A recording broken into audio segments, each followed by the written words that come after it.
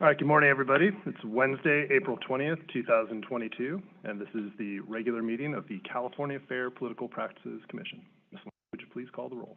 Commissioner Baker? Here. Commissioner Cardenas? Here. Commissioner Wilson? Here. Commissioner Wood? Here. Chair Matich? Here. Well, good morning, everyone. We'll go ahead and proceed with item number 1. This is public comment for items not on today's agenda. Do we have any public comment? Good morning, everybody. It's Wednesday, April. Can you hear me? Yes, we can. Oh, hello. Oh, great. Good morning. My name is Jeff Ellsworth. I'm the mayor over in St. Helena, Napa. Calling as an individually elected official, not on behalf of the city. I've recently submitted some complaints and concerns regarding some activity in St. Helena regarding council members that also relates to some larger Napa County issues. I'm not going to go into specifics today other than to say that I would urge the commission and staff look at things systemically as opposed to one-off looking at the perhaps the complaints or submissions, that there's I believe a systemic issue that needs to be considered here. So I just wanted to put those points in. The submissions have been made and the staff will be aware, but I've just wanted to urge, if possible, a look at things systemically. And once again, this is Jeff Ellsworth, mayor here in St. Helena, Napa County, and speaking on behalf of myself as an individual elected official, not on behalf of the city. So thank you very much. Thank you, sir. Do we have an additional public comment? Hi, yes. Mr. Can you Chair. hear me? Please. Hello? Please proceed. Okay, hi. I'm also calling from Napa County. My name is Beth Nelson. I'm not an elected official. We do have an FPPC investigation underway concerning one of our supervisors, Alfredo Pedroza. Our Board of Supervisors has chosen to not take any action at this point. And I really strongly feel, as many of us do, that our board's transparency, trustworthiness, our next steps, and even our democracy at this point lies solely in your hands and the next you choose to take. So they are choosing to do nothing, no investigation on their own. They're not even having they're not even agendizing it so we can have a discussion about it. They're leaving the entire debacle to you. So today I also really want to, as Jeff Ellsworth had pointed out, to look at it as a systemic issue because we have a lot happening here in Napa. It is widely known among select inner circles that the subjects of the complaints that came in about Alfredo Pedroza are in fact valid. The land deal, I don't really want to go into all the specifics because you have everything, but basically chose to put the property in his father-in-law's name. So I really want you to take a look at updating your definition on what is family. Because this property, of course, it's going to go to him and his children upon his father-in-law's death, if we choose to believe that his father-in-law has anything to do with it, which I think if you look at the details, it's pretty clear that that's just not a truth. And we just really, in the event of any kind of suspension of disbelief, it is obvious that this land will trickle to his immediate family, but I just really want to plead to you to please consider updating some of your rules, your how you regard family. $5,000 fine is nothing, not enough, and it'll only send these kinds of politicians who learn they can get away with whatever they please back into the pool to do more damage. So I thank you for your time. Probably sense from my own delivery here that we're kind of at a loss here in Napa County, and we really feel like we're kind of drowning. All up to you, but I really encourage you to foster your relationships with other authorities and to just again take a look at, as Jeff pointed out, the overall systemic issue. Really, what this is. Thank you for your time. Thank you. We have additional public comment. Yes, Mr. Chair, can you hear me? Yes, please proceed. Thank you. My name is Hani Tangari, and my item is actually on the consent calendar. However, when I served on the city council in Hermosa Beach, the council did not provide or did not allow public comment for consent. I have my comments now, or if the commission allows public comments regarding consent, for that until an item comes up. We typically do accept public comment on the consent calendar, so you are welcome to I will provide your comment at that time. I'll wait for that. Thank you very much. Thank you. Do we have any additional public comment under item 1?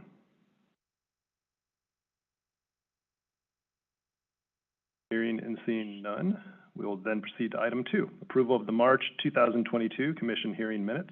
Do commissioners have any edits or comments on the hearing minutes? Move to approve. Motion to approve. Do we have a second? Second? All right. Do we have any public comment on the minutes? Hearing and seeing none, Ms. Linker? Commissioner Baker? Aye. Commissioner Cardenas? Yes. Commissioner Wilson? Aye. Commissioner Wood? Aye. Chair Matich? Aye. The motion passes. Now proceed to our consent calendar. That's items 3 through 5 today. Although we're going to wait for a second here and allow Chief Brereton a moment to come to the table. Yeah.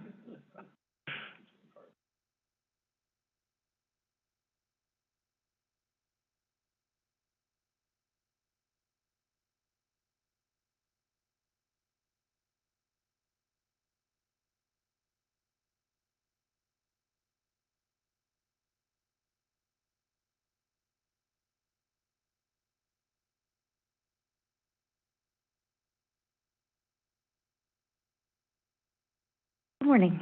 Good morning. I understand that you may wish to pull item 5 from the consent calendar. Yes, I would like to remove item 5, the committee to oppose Measure E and James Nyman. We'll then proceed with consent calendar items 3 and 4. Do any commissioners wish to pull an item from consent calendar? Hearing and seeing none. Before we vote, mindful of the fact that we have at least one commenter on item 4, why don't we go ahead and take public comment on the consent calendar at this time? Thank you, Honorable Chair and Commissioners and staff. My name is Hanny Ferry. I am the former elected official that's at issue in item 4 in the consent calendar. And when I served in the city of Hermosa, if somebody in the public requested an item, our council did, and I apologize, I'm not familiar with it, but to the extent that is something that's amenable to, I would as well. The reason for speaking now is I would like to request an extension of 30 days for this item to be deferred for your next hearing to allow me to address the issues raised by FPV staff, committees into compliance as much as possible, eventually work with FPV staff to attempt to reach a settlement regarding these issues. Both comments I'll make is I received a document that I need the response to. I only had 15 days to respond. Unfortunately, that was short time, and frankly, I'm a day life, my day job, and typically when you have 30 days to respond, and I kind of that it was going to be longer than 15 days, and I apologize to the commission for that. The issues that are raised in the consent item, with absolutely no complaints about the FPPC's council and staff in putting this together, but they relate to things that happened, some of them almost 10 years ago, up with records and information, apply with some of these things that happened years ago, and the things that are missing that failed to file, almost identical. So there are may list 5 or 6 reports that have not been filed. These reports would be identical because these committees, after the election, were idle. Even though I failed to close the committees, there was no actions, there were no donations, there was no expenses. So to the extent that I'm able to file these reports, there will basically be essentially one report that's copied, times or 8 times to comply with the deadlines. And also regarding the item of the lack of an address being provided in one of the mailers, comparison to the city of Sacramento, where you are, or city of Los Angeles, where I'm currently am, Hermosa Beach is such a small town. There's a little bit more than 13,000 registered voters. Everybody knows everybody. So I really don't know what the impact or the negative impact to the public that I'm on a mailer. Personally, I don't think that any negative impact was provided, and also the report lets you know that immediately upon notification of the failure to include the address, all future mailers did include the address and complied otherwise with the FPPC requirements. I received the, frankly, shocking information that the proposed settlement, the proposed penalty here was 1,000. I attempted to comply with these requirements. There are numerous. I was not able to. Lastly, I know I only have. You have 15 seconds, sir. Your time has already elapsed. Or am I done? You have 15 seconds, sir, to conclude your remarks. The proposed penalties, as I see them, on sheer significance, 5,000, 3,000, 2,000, fine before, but $150 for failing to file a document, have a significant amount of a penalty of 5,000 or more for failing to file a committee report seems to be significant. Thank you, Mr. Chair. Thank you, sir. So we have, as I understand it, through public comment, a request for an extension of time. Mr. Bainbridge, do we have the authority to entertain an extension of time at this point? Yeah, the item could be pulled from the agenda and not approved this month. So it doesn't have to be approved this month just because it's on the agenda. It could always come back at a later date or some other resolution if one's reached. Secondly, for the benefit of the public, so the context here is clear. There were over 50 attempts to contact Mr. Fong beginning in 2018. So roughly 4 years ago, 50 efforts to contact him to resolve this matter. In March of this year, it was noticed on our agenda as a pre-notice to default, again, giving Mr. Fong an opportunity to speak. In light of this, let me ask you, Chief Brereton. We heard from Mr. Bainbridge we could pull this from the agenda. What are your views on that?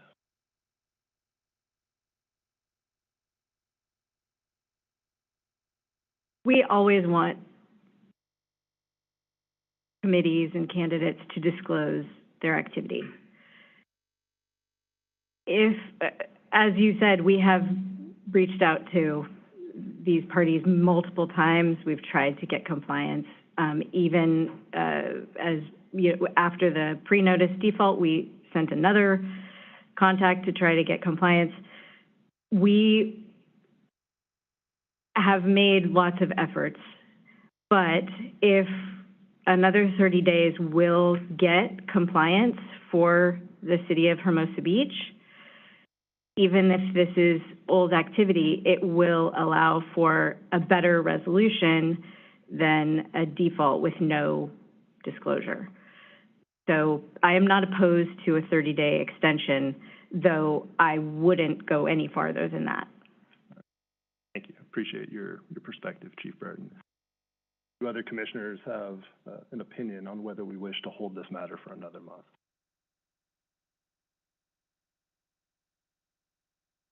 I don't have any objection. I think it's already been laid out. My questions would have been, what is the precedent? Have we had situations like this in the past where either very much on the eve, if not the day of default coming before the commission? I'm just curious how consistent that is with what we've done in practices before, knowing I have no objection to this and to a potential continuance. Can either you or Mr. Bainbridge address what the practice or precedent in that? I can't recall specifics, although I do have recollections of this happening previously.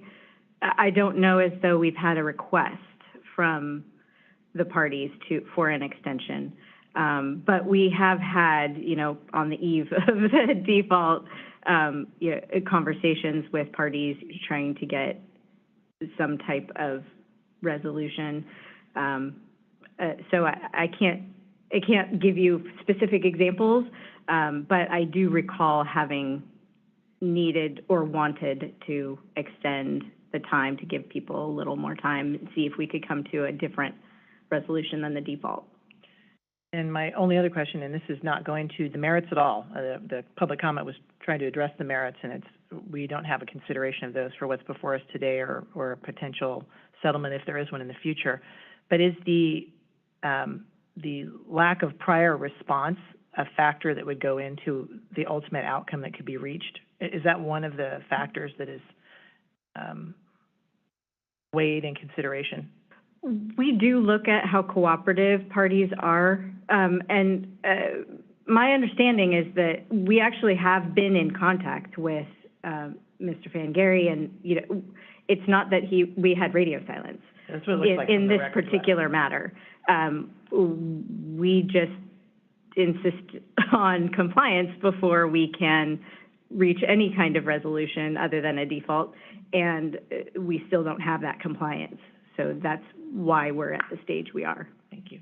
I have no objections and would encourage us to 30 days to do that, but appreciate, excuse me, the feedback.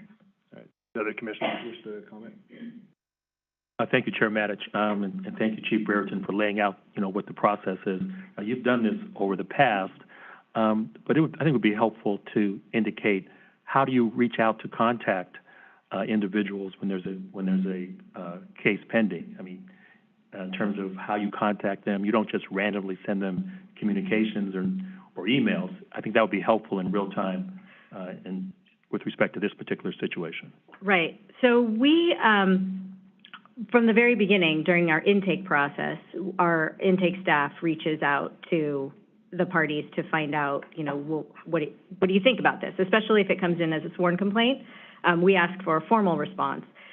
When it's anonymous or a commission-initiated complaint, we still typically will reach out to find out what their side of the story is. Maybe the evidence shows something different than what the allegations say. Once we open a case, our staff reaches out regularly. If we have an investigator assigned, we will reach out to get campaign statements, to get campaign records, to get interviews with the parties so that we can hear their side of the story. So we reach out in multiple ways, by telephone, by email. When we are allowed, we have in-person interviews as well. That's not always necessary, even when it wasn't a pandemic, but we do talk and communicate with people in multiple ways to try to figure out, what's going on, to investigate the actual case, but then to also reach a resolution, because once our investigation is done, then we're communicating with them to try to resolve the case. So whether that be a streamlined settlement or a mainline settlement, or if they don't want to settle and we're going through the administrative process, we're constantly in communication with them to make sure that we have everybody is on the same page. Everybody knows where we're going and what's happening and what stage we're on. Once the administrative process begins, then we have formal communications with them that are required by our statutes and regulations. So that, we have to serve the PC, the probable cause report. We have to serve the accusation, which is personal service. We also have, this has gone as far as default, so we have certain requirements for serving all of our default documents as well. So we have, the informal process of communication during our investigation and trying to resolve the case, and then we have the formal communications that we do during the administrative process. Although our policy is to try to continue to get a settlement, even if we're in the administrative process. So we continue with the informal communications as well, to try to see, is there something we can do to resolve this case short of going to a hearing or a default. So we have a lot of mechanisms for communicating with parties. Thank you. So the bottom line is no one can say that they didn't receive proper notice or that they weren't contacted by your division, correct? Correct. And sometimes it does happen that we have bad information, but that usually happens pretty early on because we want to make sure that we're contacting people, and we find out pretty quick whether an email address isn't working or whether a mail address isn't working. And so then, we use our investigation tools to find the correct contact information so that we know we are sending this information, these documents, and calling the right phone numbers so that we can communicate with people. Thank you. That was very helpful. You're welcome. Any additional commissioner comments? Chair, if I might. Please. Thank you. Cardenas. Thank you very much. Ms. Brereton, thank you very much. Along the two prongs that my brother commissioner was just speaking to, notice and then actual discussion with the party at issue. First, with respect to notice, I'll just suggest that I don't recall if it's in the written record, but what we just heard from Mr. Fangari is that he is a litigator. As to the issue of notice, few people by vocation have more intimate knowledge with the operation and implications of legal notices than someone who makes a living making sure that on behalf of their clients they are adhering to the various notices that are in their present docket. So to not pay attention to a notice from this august state body seems quite reckless at a minimum for a member of the bar and an officer of the court. With respect to specific discussions going to a possible settlement of this matter, the record includes an investigative memorandum prepared by Investigator Miller. I'm not sure if that's the correct vocational title here, but it is suggested that almost 4 years ago to the day, on April 25 of 2018, there was a live telephone discussion between our person, M. Miller, and Mr.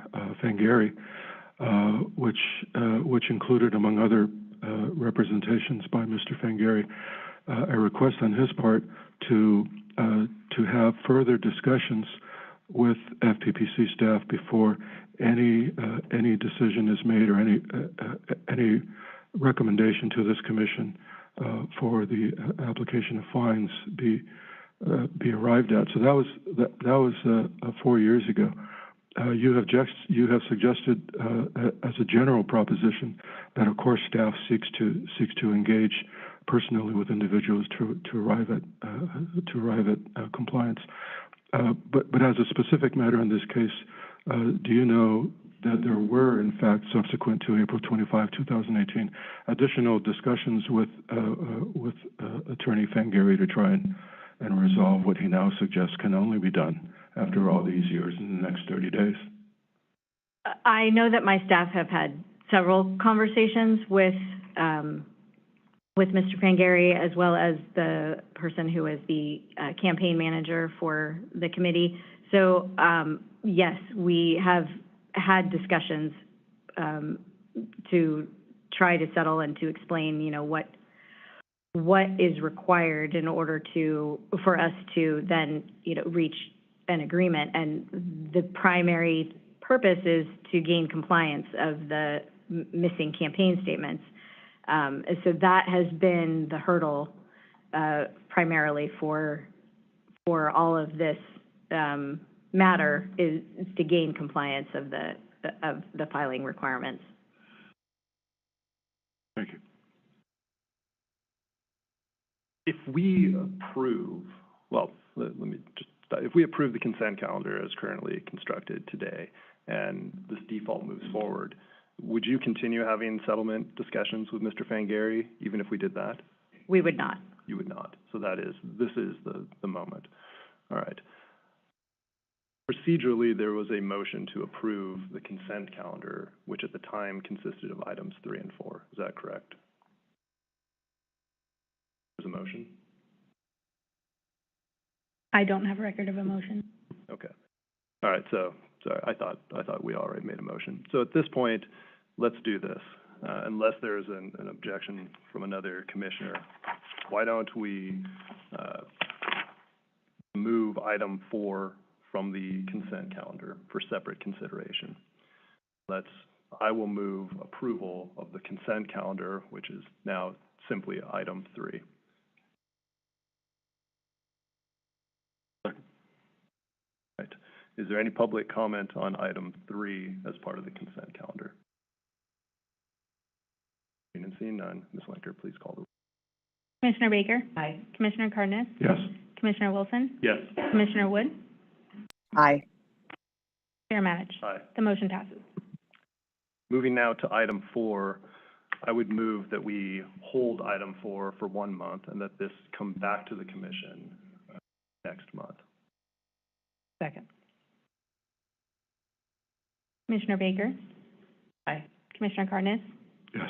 Commissioner Wilson? Aye. Commissioner Wood? Aye. Chair Matich? Aye. The motion passes. All right. Good luck, Chief Barrett. Thank you. All right. We'll now proceed to our general items, items 6 through 12. And we'll begin with our item 6, our pre-notice discussion of Regulation 18360. And these are amendments regarding public information and records requests for pending enforcement matters. And we will be joined at the table here in a second with Commission Counsel Kevin Cornwall.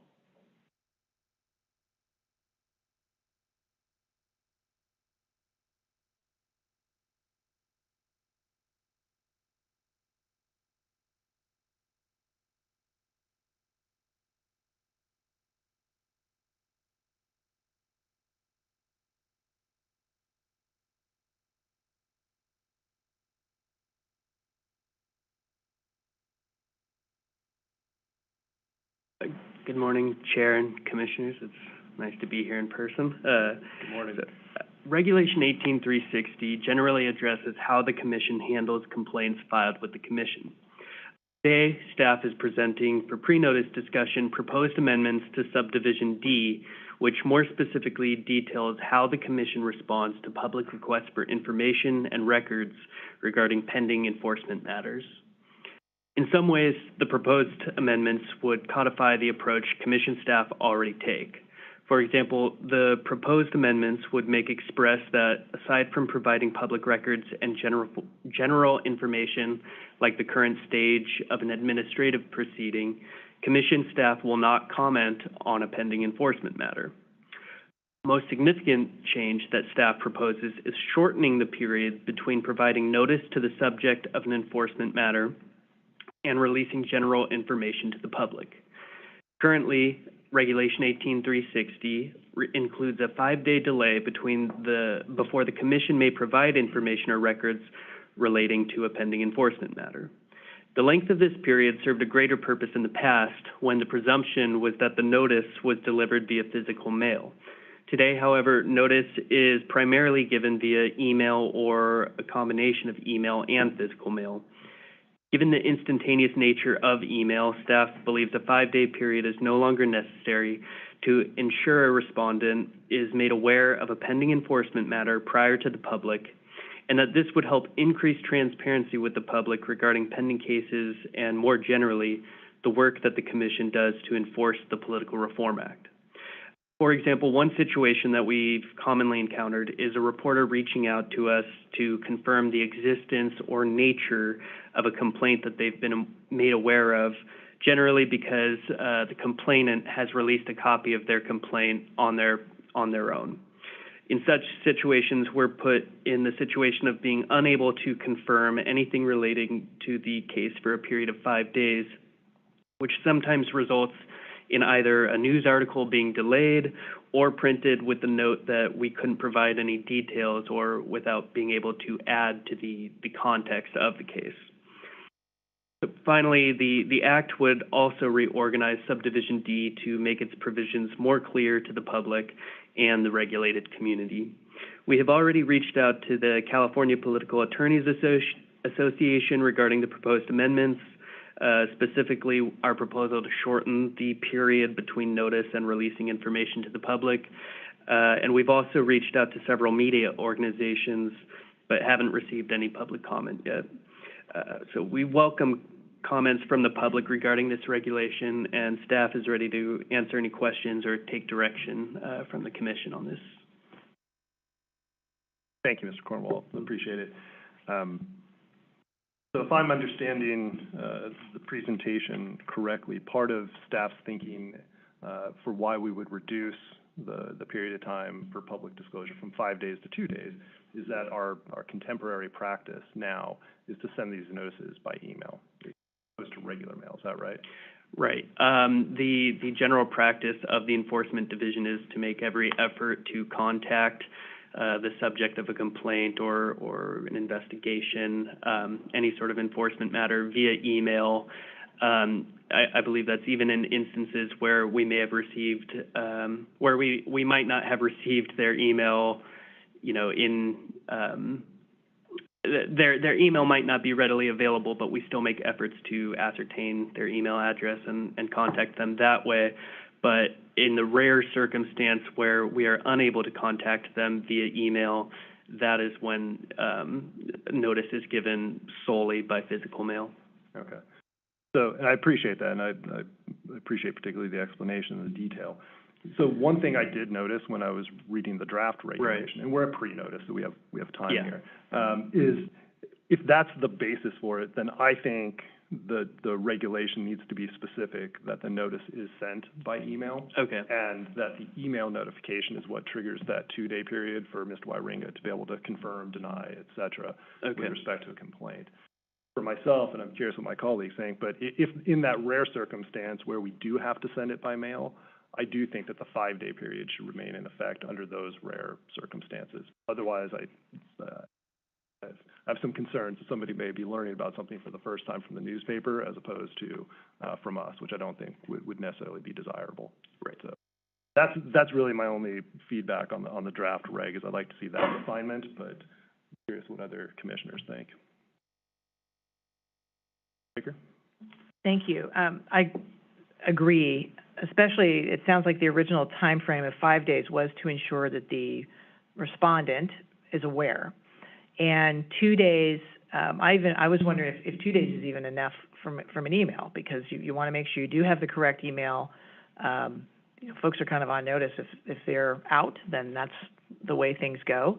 That can happen with 5-day notice as well. And I feel like this might be a good balance. I wasn't so sure that 5 days was a big problem to begin with. Your good presentation raised the questions that are fair for the public getting good information in a timely fashion. The onus tends to be on the reporter.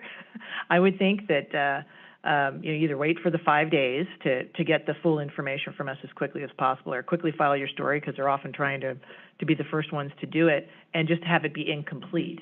I didn't know that is our bad and our cause for incomplete information getting out to the public, but it's still incomplete. That's why I think, for my part, I was a little bit amenable to changing it to less than 5 days. But otherwise, I thought the 5 days was originally reasonable. This is a good balance. If you still need to do it by mail, and that it's, if I'm remembering what the chair is proposing, that it's what triggers basically a 48-hour period is the sending of an email that we have. So if it takes us longer to get that sent, that's kind of on us. That's correct under the proposal, right? Correct. All right. Ms. Cornwell, thank you for the detailed presentation.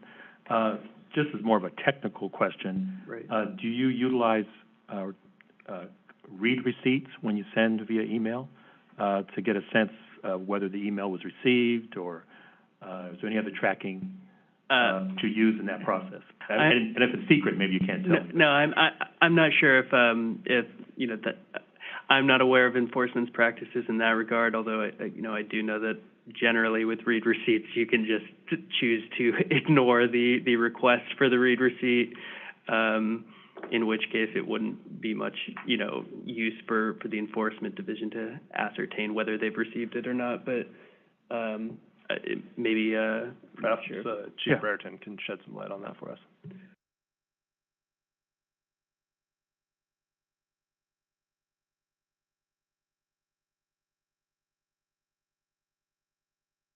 Good morning again. My staff, as a general practice, does not use read receipts. We're not opposed to it. It's just not our practice right at the moment. I was just going to say that there's a lot of technology out there. I would never use it against, with any of you, but that allows you to track read receipts, when they're received, when they're opened. And if we're going to move to embrace technology, we should at least look at those options moving forward because, they are available and utilized by many public and private, entities. The other question that I want to pose or get clarification, it's my understanding from your presentation that the media has not yet responded to this potential regulatory change. Is that correct, or? We haven't received any formal comment, but I guess the informal general sentiment has been supportive of the proposed changes. Right. Yeah, I would assume that they would be supportive, but I think it would be beneficial if we could get some clarification. The last thing we'd want to do is read a story on this issue if it wasn't clear that, the media is, at least looking and analyzing this particular issue. But that's that's something I would, defer to you and Chief Brereton and Executive Director West.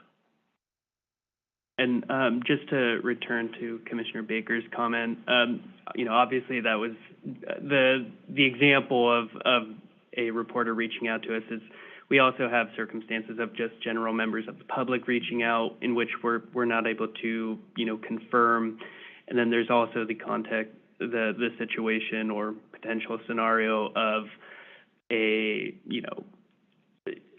story being based on the information provided by a complainant, which might not be entirely accurate, or which we might want to be able to provide additional context to the extent that the regulation would allow, so that the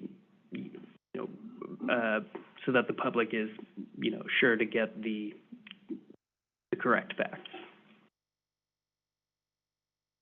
Do we have additional commissioner questions or comments for Mr. Cornwall? Thank you, Mr.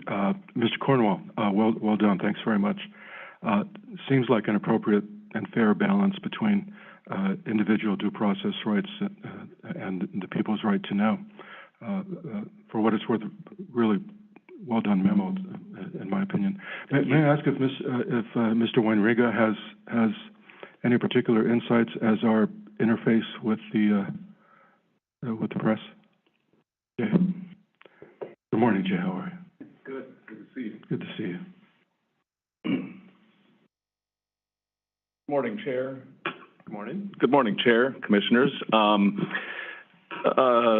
Council Cornwall has done a very good job of explaining generally what happens, but again, in terms of the response from the initial reach out to the organizations, the California Broadcasters Association and the California Newspaper Publishers Association, both have indicated to me they are very supportive of this and asked me that if a letter of support was needed or wanted, that they would be willing to entertain that. So that may be the next process for alleviating some concerns.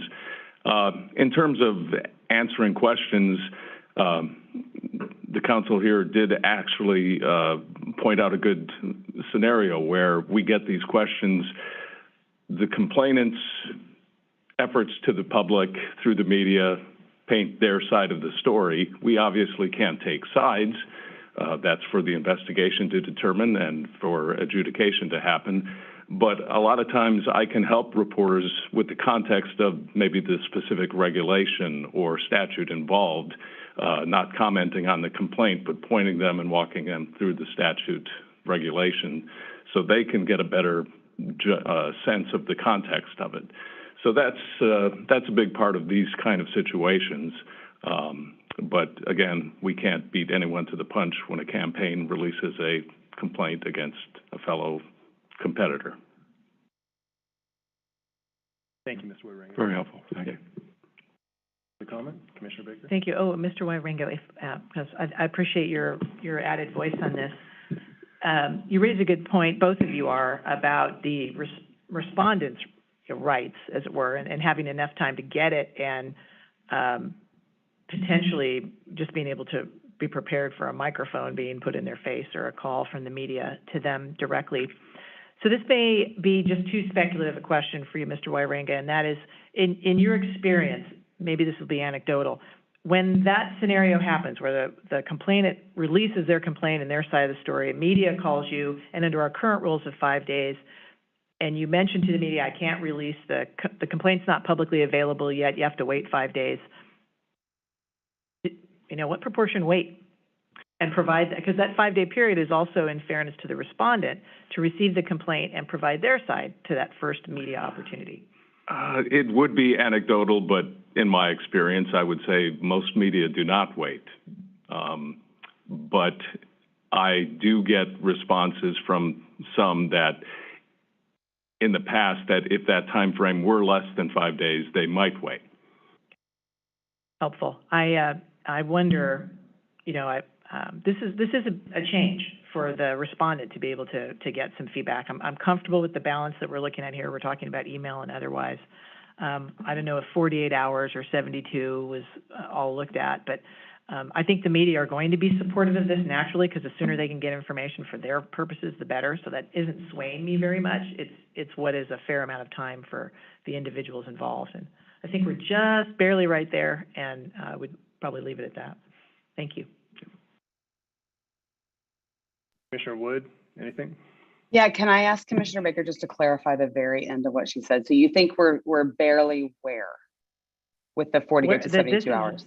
This is the balance by having 5 days. Thank you for asking, Commissioner. That having 5 days for if it's mailed to give the person plenty of time. I certainly wouldn't go below 2 days by email, but it's when we've sent the email.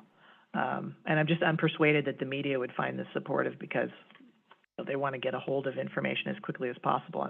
I'm more thinking of the two parties involved. Thank you. Yeah, I share that perspective, and I really appreciate you clarifying. Thank you. All right. Thank you, Mr. Wairinga. Commissioner Wilson? Just one last technical question. I think you've laid it out very well and done some excellent work, Mr. Cornwell. Just in terms of the number of days, could you clarify that it's whether it's business days or calendar days? It would be calendar days. That was going off of what the previous language was calendar days. Yeah, you clearly outlined that in the regulation. Just wanted for public clarification. Thank you, Commissioners. Any public comment on item 6, or amendments regarding public information and records requests on pending enforcement matters?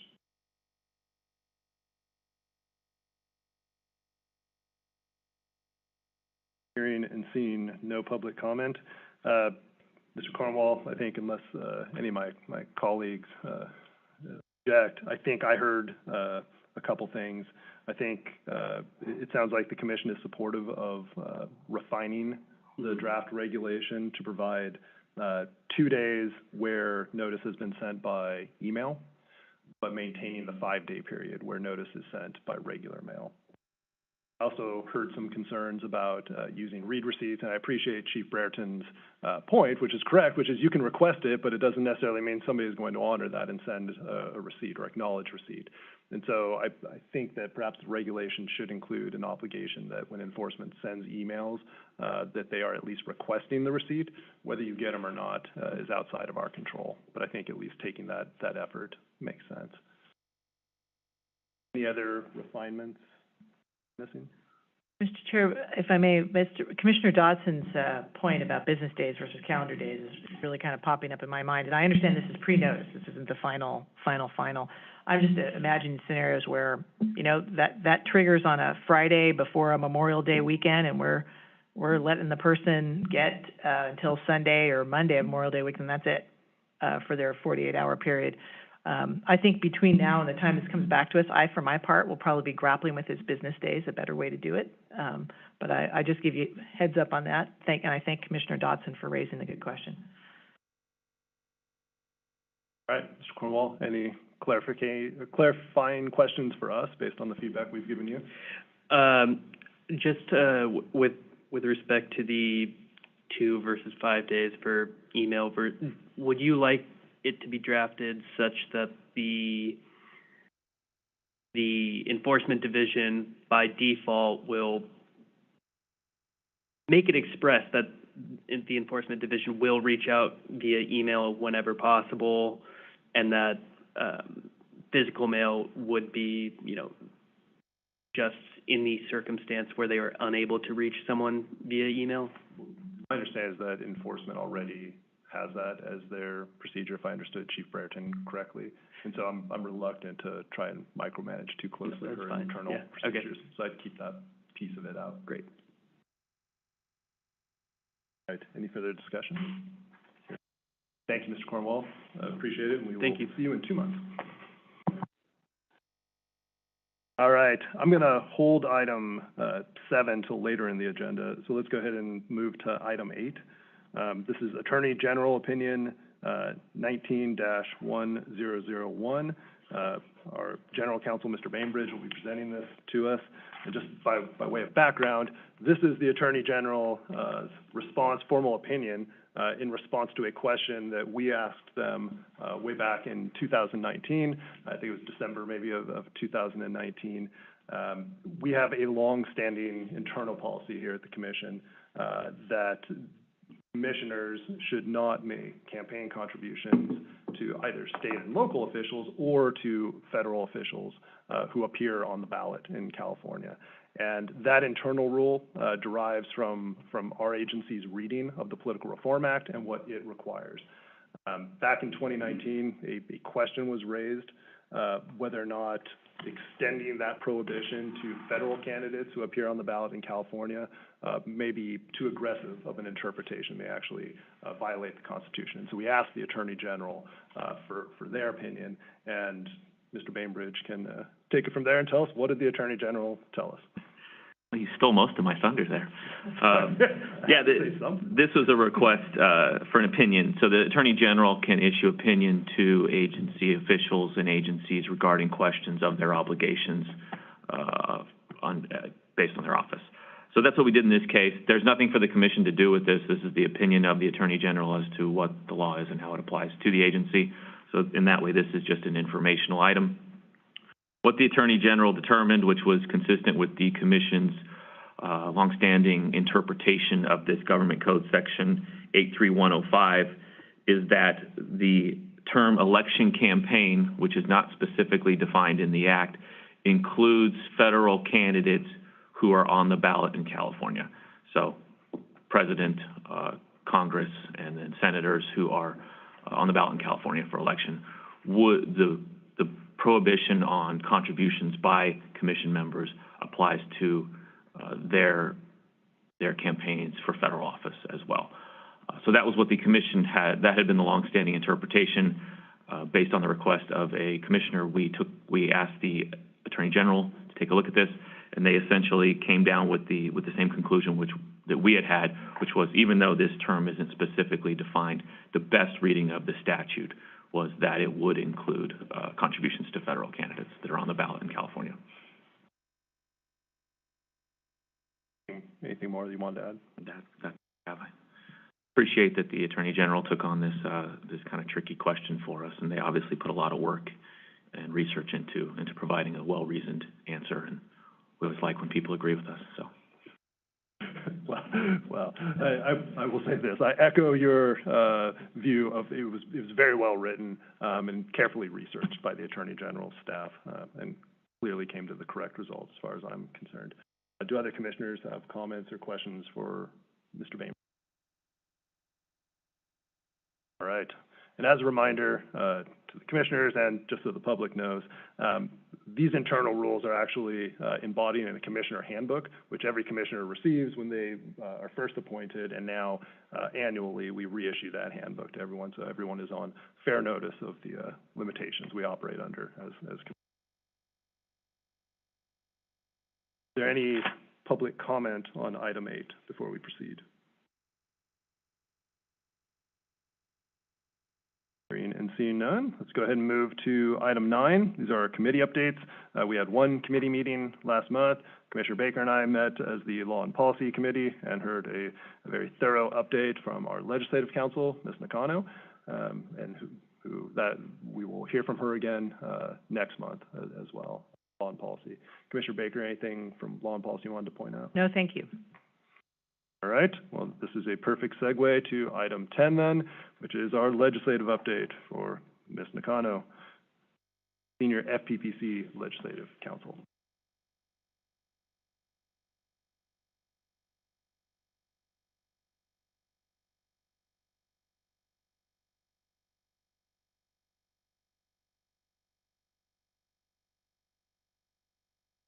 Good morning, Mr. Chair and Commissioners. I will be providing updates on the progress of sponsored bills and on updates to other commission-related bills. All of the commission's sponsored bills have passed out of their first policy committees, and 3 of them passed with bipartisan support. One of those bills, AB 1798 by Assemblymember Bryan, making a minor change to an ad disclaimer rule, passed out of the Assembly Elections Committee on consent and passed on the Assembly floor on consent. So that bill is now with the Senate in the Rules Committee for assignment to the next policy committee. AB 2172 by Assemblymember Cervantes. This relates to eliminating duplicate paper filings with the Secretary of State's office. Also passed out of the Assembly Elections Committee with a unanimous vote. Staff is continuing to consult with the SOS and to work out amendments to ensure that the bill will work with the SOS's existing systems. That bill was referred to the Appropriations Committee and will be heard likely next month. SB 921 by Senator Newman, relating to the creation of public records of digital campaign ads, also known as the DATA Act, passed out of the Assembly Elections Committee and was referred to the Judiciary Committee. It will be heard on April 26th by that committee. My understanding is that the Judiciary Committee has more recently requested to hear bills that may affect online platforms. The bill was amended to exempt news media organizations, which were inadvertently roped into the bill in its earlier iteration. SB 1483 by Senator Glazer, relating to the Commission's new Political Reform Education Program, passed out of the Senate Elections Committee unanimously. The bill was amended to require the existing $10 per day late filing fee to be waived if a person completes the education program for the underlying late filing violation. This is consistent with the goal of the bill and with the program to create an alternative to penalties. I'm also pleased to report that Senator Ochoa Bogue will co-author the bill with Senator Glazer. The bill was most recently placed on suspense in the Appropriations Committee.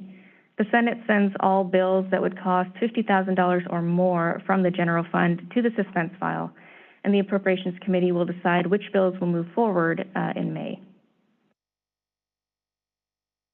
On AB 775 by Assemblymember Berman, late last year and throughout this year, staff has encouraged prompt action on the bill, consistent with the direction of the Commission. No action has been taken this year on the bill yet. My understanding is that the bill will be taken up after the deadline for bills to pass out of the House of Origin on May 27th. And I'll pause here for any questions or discussion about the Commission's sponsored bills. Questions or comments for Ms. Nakano? Commissioner Cardenas. Ms. Nakano, good morning. Thank you very much for the report thus far. Question or two regarding SB 921. Yes. The party obligated to provide data to the Commission would be the online platform, not the actual committee itself. That's correct. So, for example, TikTok is an online platform that if they had $500 or more purchased from them by a committee as defined, would need to provide some form of, well, I guess, the digital ad itself. Correct. Are online platforms under any reporting disclosure obligations right now? It escapes me. Under current law, they do have some obligations under the Act. They are required to maintain copies of the ads as well as the same information we're requiring in this bill. So they have a duty to keep records of those, to make them publicly available. So their duties are similar with regard to which information they're required to keep records of. I don't know if anyone would know the answer to this, but do they know that? Do the Tiki Talks of the world and all of these folks, do they know that among the other things that they're doing, they need to retain records for the people via this commission's mandate or legal mandate? I can't speak for all of the platforms, but I know that Facebook and Google are aware. They participated, or representatives participated in the Digital Transparency Task Force. So at least we know that some of them are aware. Right. The 12 years, the commission staff would be required to retain this information in a publicly accessible manner for 12 years. How does 12 years compare with our other record retention responsibilities? Isn't that longer than paper currently?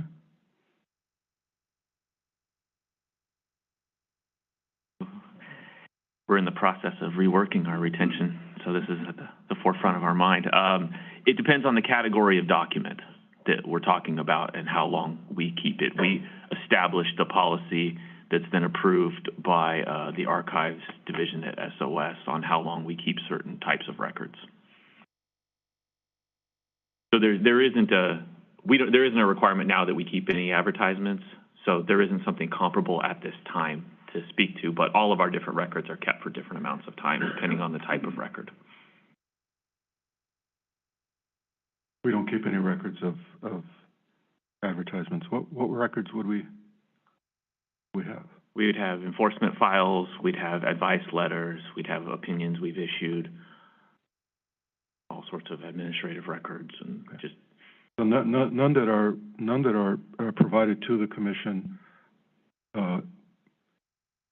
because parties are obligated to. There are, now that I think about it, a couple filings that are received by the commission instead of SOS or other filing officers. I don't remember offhand what the retention requirement is for those. Thank you very much. Appreciate it. For Mr. Khanna, Commissioner Baker. I have more of a technical disclosure. We have a tradition here of ex parte communications that we may have outside of something that appears in the agenda. In coordination with colleagues in the office, I have had ex parte communications with Assemblymember Jordan Cunningham's office regarding not 775.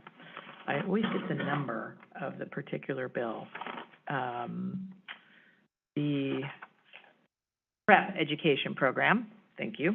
I will eventually memorize our bill numbers, and just wanted to disclose that. So thank you.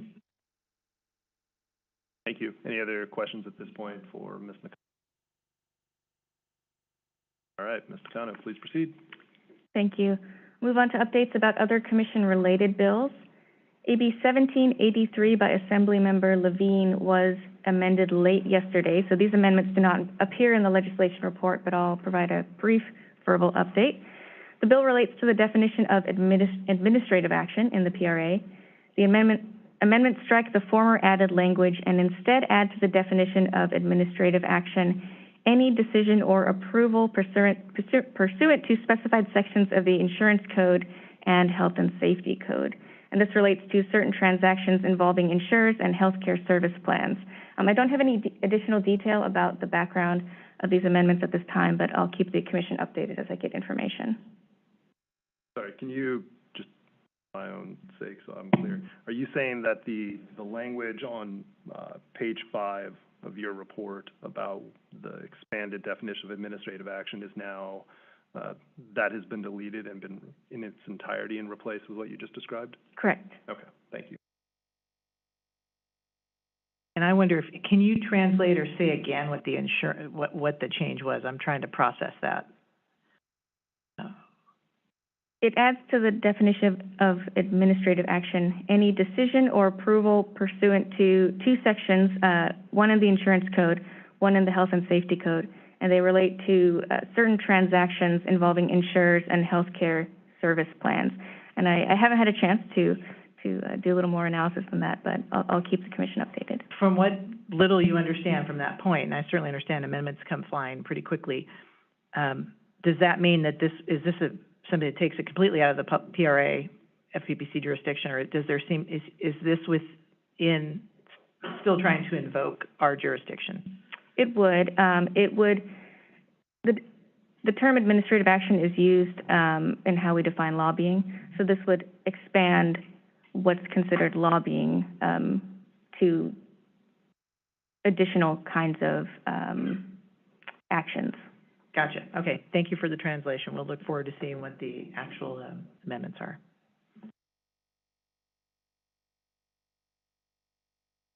Moving on to AB 2158 by Assemblymember Mike Fong. This bill would extend the local agency ethics training requirements to school districts, county offices of education, and charter schools. The Commission is currently required to consult with local agencies that wish to create their own ethics training curricula, and our IT unit provides technical support for individuals who take their training online. So we do expect some workload increase as a result of this bill, mostly in IT, and I will be reporting on specific costs for this bill and all of the other PRA bills at next month's meeting.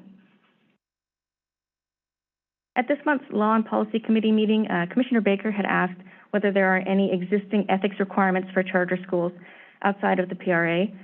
Outside of the PRA, there are no specific requirements for charter school governing board conflict of interest policies or other specific ethics requirements in state law.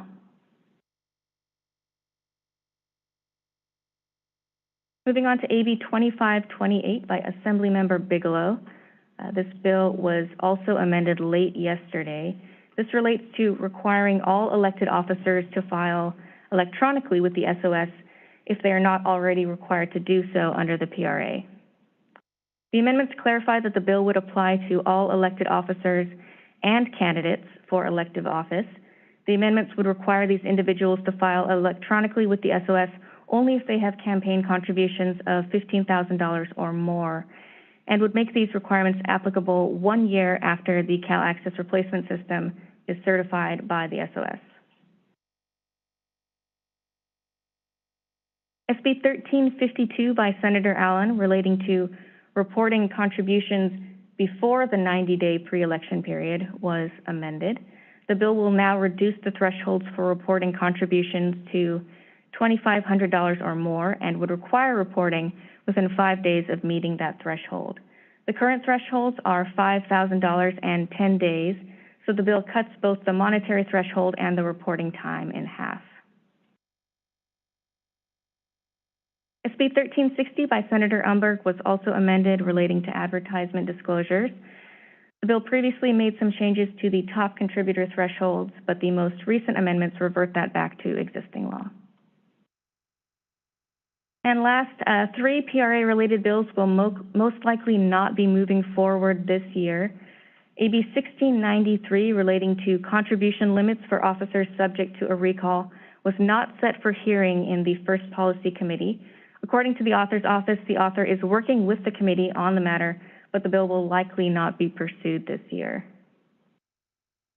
AB 1362, relating to the Citizens Redistricting Commission, was also not set for hearing.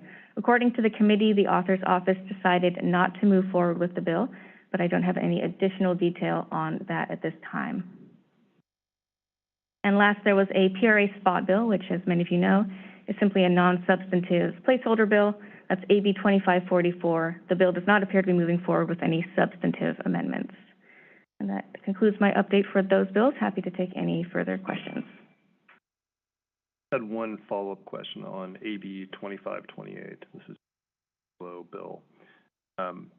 So if this bill were to become law, fast forward to one year after Cal Access Replacement System is running, if nothing else changes in the law, at that point, all of the candidates and elected officials who become subject to this law many of them would have dual filing obligations, new dual filing obligations. Instead of filing, if you're a local, let's say you're a member of the Board of Supervisors, instead of just filing with the county clerk, you would also have to file with the Secretary of State?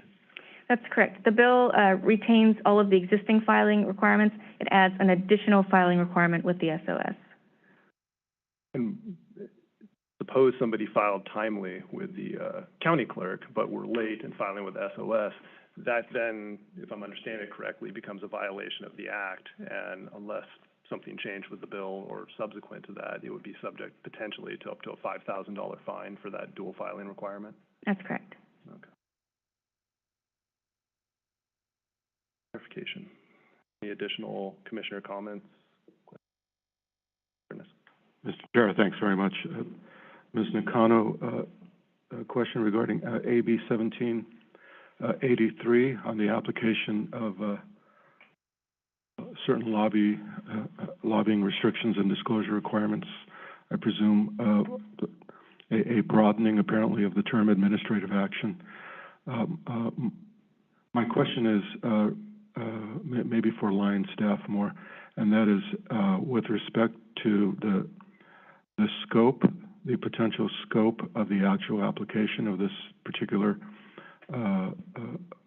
amendment, if it were to become law, on staff workload, because on its face, it seems like it could be a pretty dramatic increase of the scope of the application of the current restrictions and responsibilities, because now it would apply to any determination by any state agency with respect to the rights or duties of any individual, and I guess it would also apply to the issuance or revocation or amendment of any permit that's being considered. When you look at the sweep and the range of individual rights which are adjudicated by state agency and the number of various types of permits that are issued by various state agencies, sure sounds like it could be a lot. And so I'm just wondering, from a staff perspective, is there some sense of what the implications may be should this become law? I'll jump in. So that, I think, is a good observation, but I would clarify that the bill was amended yesterday substantively to change those provisions, and I apologize that it's not in the report. The amendments that came in late yesterday strike those additions and replace them with something entirely new, which are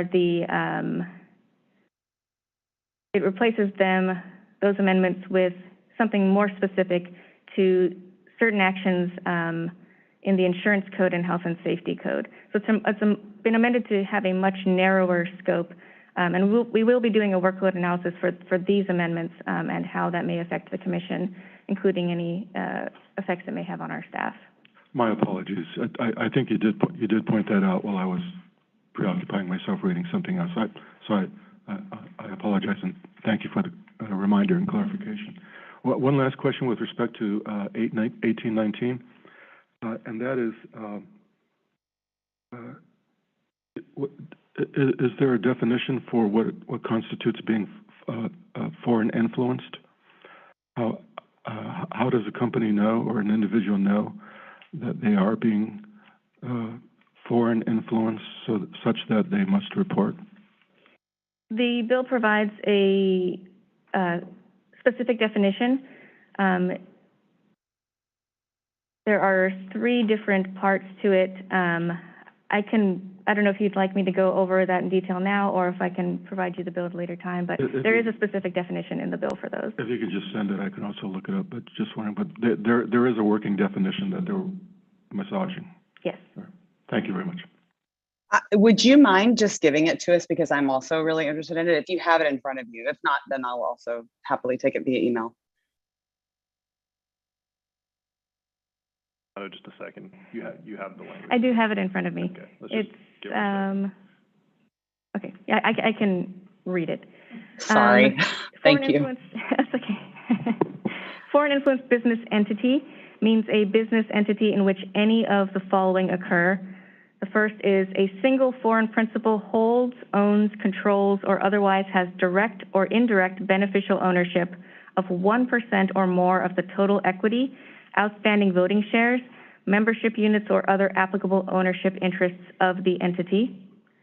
The second, 2 or more foreign principals in aggregate hold, own, control, or otherwise have direct or indirect beneficial ownership of equity or voting shares in an amount that is equal to or greater than 5% of the total equity, outstanding voting shares, membership units, or other applicable ownership interests of the entity. Third, 1 or more foreign principals participate in any way, directly or indirectly, in the business entity's decision-making process with respect to contributions or expenditures of funds in connection with a ballot measure or election. And I can send that out as well. I know that might be hard to absorb upon a first hearing. Thank you. I really The chair, appreciate it. of course, has it at his fingertips, as one might expect. We're covered. Can I ask a follow-up? Do you know where the author pulled that, came up with that definition or provision? They do have a sponsor. I don't have their name in front of me. It was a website relating to people for free speech, something along those lines. Probably free speech for the people, FSFP, probably. Yeah, I know the city of Seattle has adopted something along these lines. I've got a student writing about it. So it sounds pretty similar, but I haven't read her final paper yet. Mr. Baker? I don't wish to cut the conversation on this to another. If we're moving on, I do have something related to a different bill. All right, well, let's finish off. Any further questions on AB 1819? None? All right. Thank you, Mr. Chair. I would just like to go back to SB 1362 regarding reporting requirements for the redistricting commission. I understand from your very good update that this is not one that's expected to proceed this year. And I believe, I don't want to prematurely retire a member, but I believe Senator Melendez is termed out at the end of this, so we don't know if anybody will take this cause in the future. I'd like to put in that when we plan our legislative package for next year, we as a commission and team, whether law and policy or otherwise, would love to at least have more conversation about that bill. This is the one related to, again, including expenditures to influence the Citizens Redistricting Commission. I think that would be a great area of transparency, and since the Redistricting Commission only happens once every 10 years, memories will fade, and it won't be until another 10 years that folks may take a look at this again and say, gee, this would be really good to have some transparency for. I'd hate to wait 10 years to do it. And I just want to put that spot marker on our own to-do list for when we plan next year's calendar. Begin the conversation. Thank you. I agree. Let's go ahead and revisit that later in the year when we're working up our next legislative package.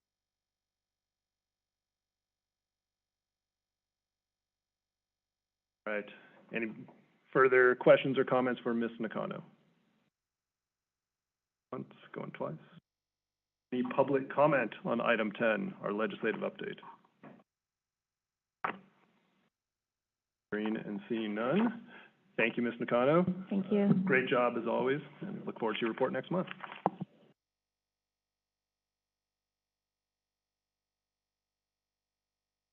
All right, we'll now go ahead and move to our executive staff reports, and we will begin by welcoming again Chief Brereton to the table.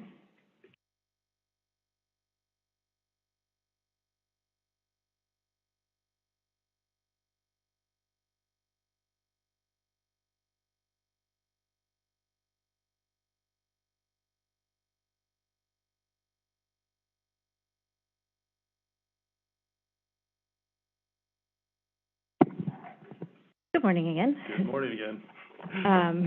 My report is as submitted unless anyone has questions or comments. Any questions or comments for Chief Brereton? I have a question for you. Are you noticing, we're in an election year, has staff started to notice yet an uptick in work related to the election year, or do you foresee that happening really this month and next month? We have started seeing an uptick in complaints and referrals received, as well as including our AdWatch submissions. We're not getting bombarded yet, but we are seeing an increase. We also expect to see a significant increase after the 28th. The 28th is the filing deadline for the first pre-election statements for the June election. And we have reached out to filing officers to find out if they want to participate in our proactive pre-election program. So what that entails, I'll remind, I know we discussed this at our December meeting, but we'll back up a little bit.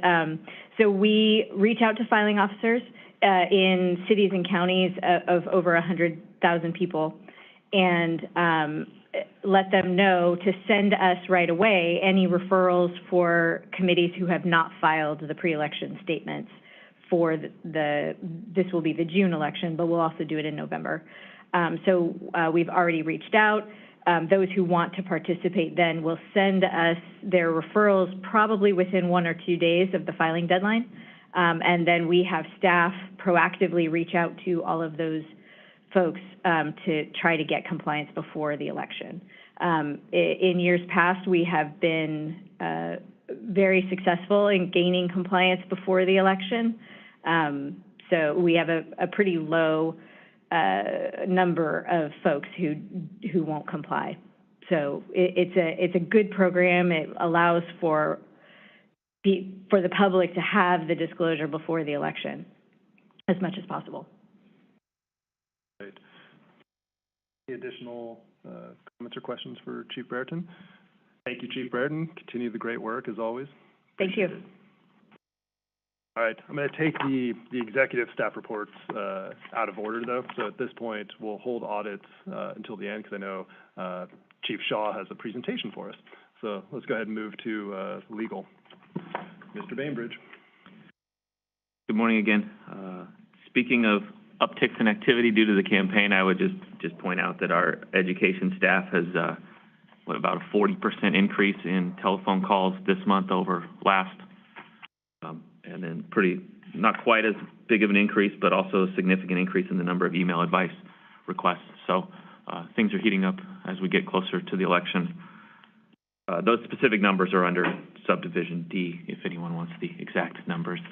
And then also with our regulation projects, we had originally scheduled to revisit the issue of cryptocurrency last month, and we had requested more time to do some more research. And so Senior Counsel Zach Norton is quickly becoming an expert on cryptocurrency, and he's done some additional research. So we plan to have that for a pre-notice discussion in May. I point that out just because here it had said adoption in May, but it is just coming back for pre-notice discussion to get the commission's input and hopefully provide some useful information to decide if we want to revisit our regulation on how to handle contributions made by cryptocurrency. Questions or comments for Mr. Bainbridge on the legal division report? Thank you, Mr. Bainbridge. We'll go ahead and move now to administration and technology. Chief Fong, good morning.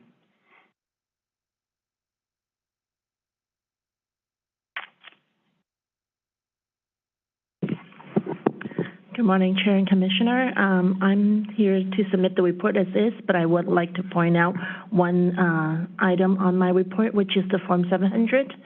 So staff have updated the Form 700 number with the latest Form 700 due date of March 2022, and we have approximately about 3,000 filer of the 87,200 filers, and as of April 1st, we only are shy of 17 non-filer at this point.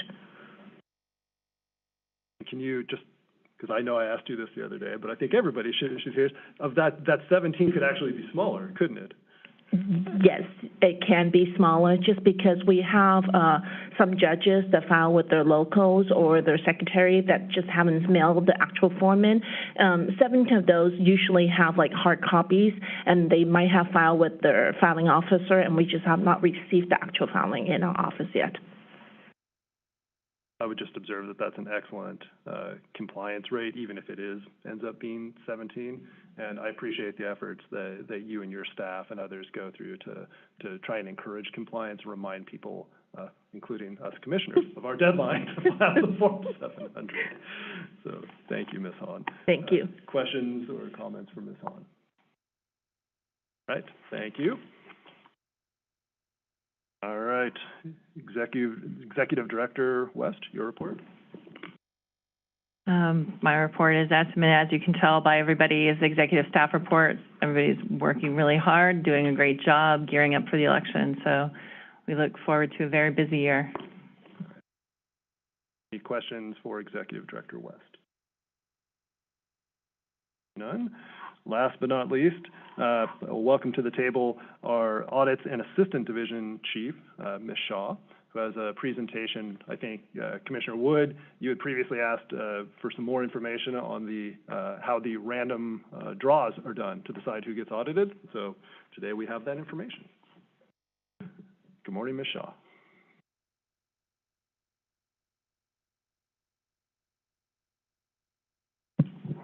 Good morning, Chair and Commissioners. My report is as submitted, and as you mentioned, I will go ahead and do a presentation on public draws. So let me share my screen, and then I will get started.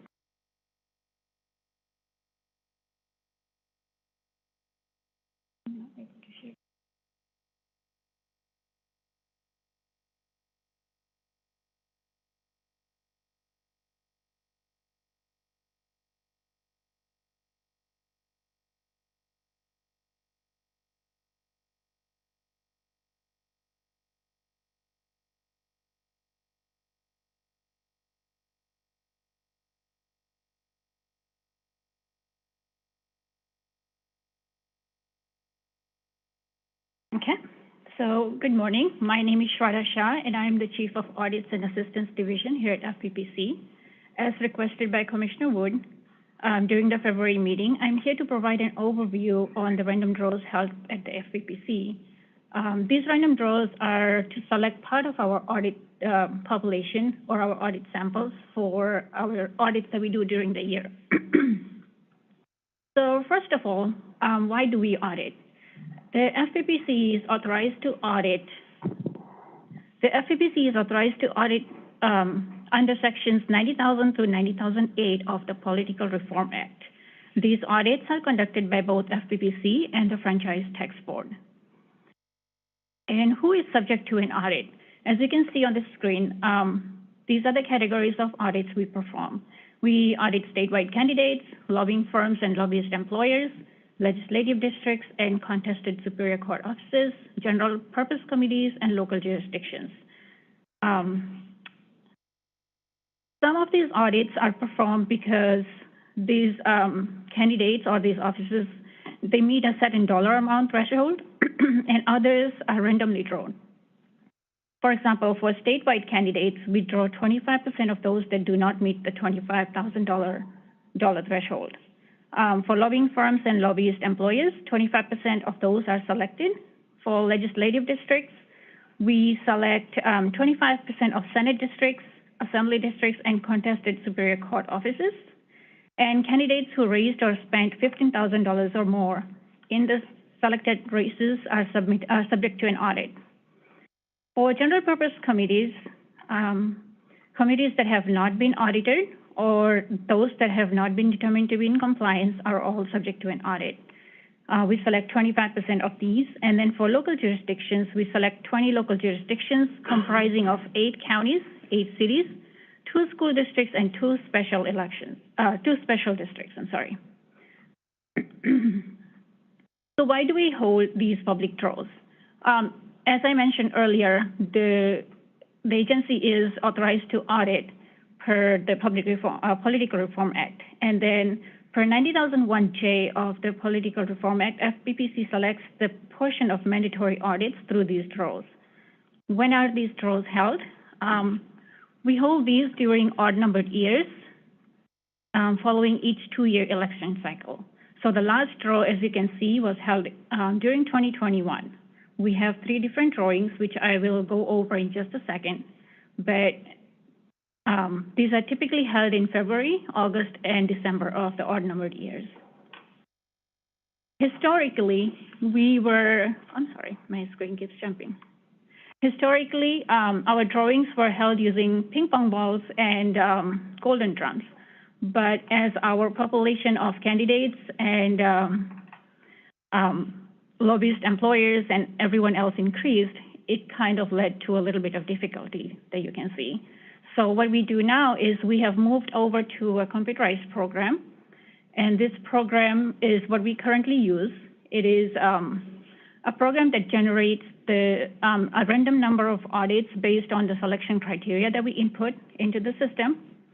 So I will go over how we exactly do the audits, how we exactly do the draws. The first step in our public drawing is data collection. Data is collected during even-numbered years. So for next year's audits, we will be collecting data this year. The California primary election is generally held in June or March if the primary has moved up. This election includes election of Superior Court judges.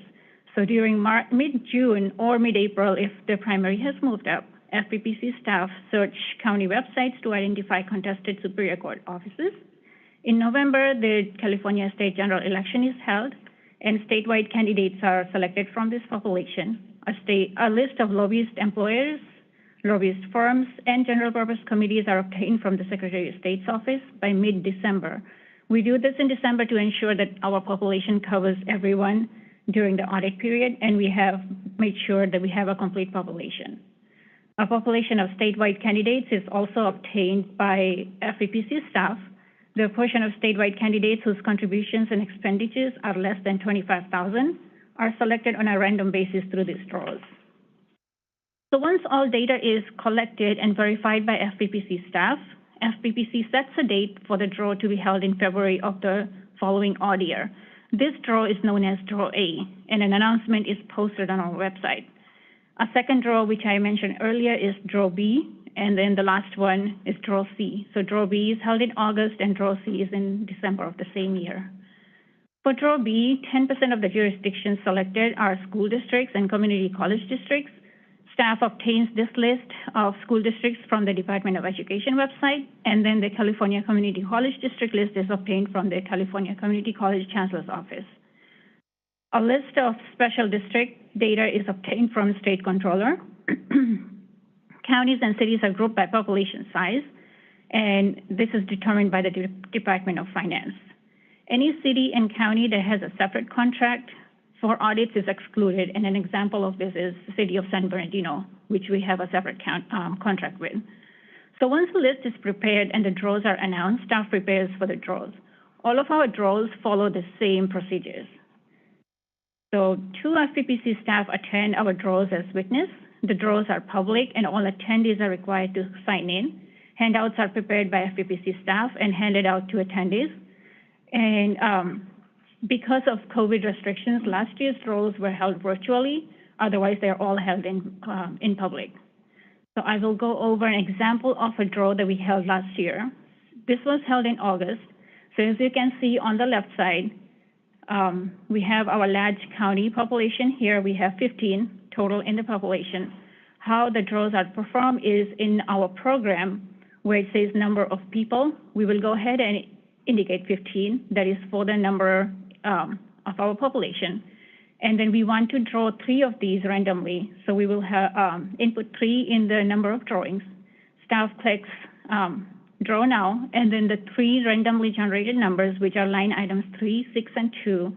So in this case, it would be Orange County, Santa Clara, and San Diego are drawn. So those we go ahead and enter in our tally sheet, and then those will be added to our audit samples for the following year. So this is just an example of a draw. We do different categories. There are large counties, medium counties, small, large cities, and everything else that I had mentioned earlier. Once all of this information is collected and the data input in our spreadsheet, we go ahead and post this on our website, and this is available for anyone who would like to go ahead and check out which counties or cities or anyone else that we are auditing. So this brings me to an end to our presentation on how these draws are held. If you need any additional details on each of the categories mentioned or any other information, all of this is updated on our website under the audit section, which is, if you look on our website, there is a transparency portal tab. So audits is, all information on our draws are posted there. So thank you. Thank you, Chief Shaw. That was very helpful to understand that. I do have a question. So instead of the golden drums and ping pong balls, we now use a computer system, which makes imminent sense, given the volume that we're working with.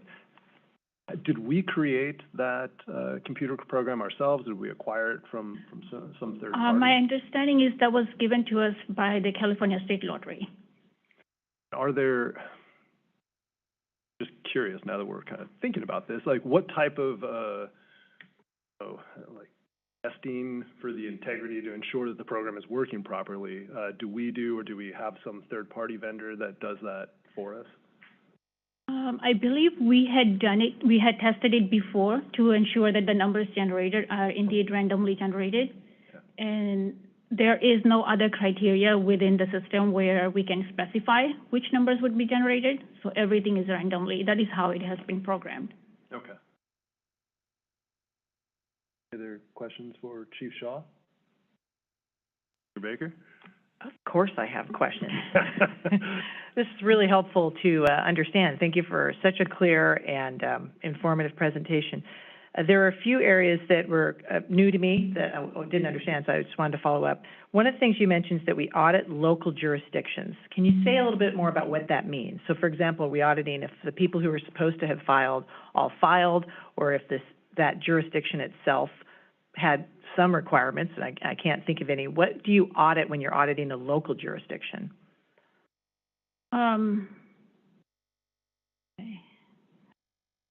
Yes, please. So, Glenn Watts, Executive Director. So, part of what Shraddha is talking about is what the statute requires. You pull the local jurisdiction, that goes over to the Franchise Tax Board. Franchise Tax Board has a list of the candidates within that jurisdiction. So it's not an audit of the jurisdiction itself, but it's the candidates within the jurisdiction. Similar to, thank you, sorry to interrupt. It's similar to if you draw an assembly district number, all the candidates who ran for or opened committees. That would actually goes to my next question. When you're pulling that, are they candidates who opened committees, maybe they could have closed them and never got on the ballot and didn't raise anything? Who would be considered, what's the criteria for once you fall within the draw for being subject to it?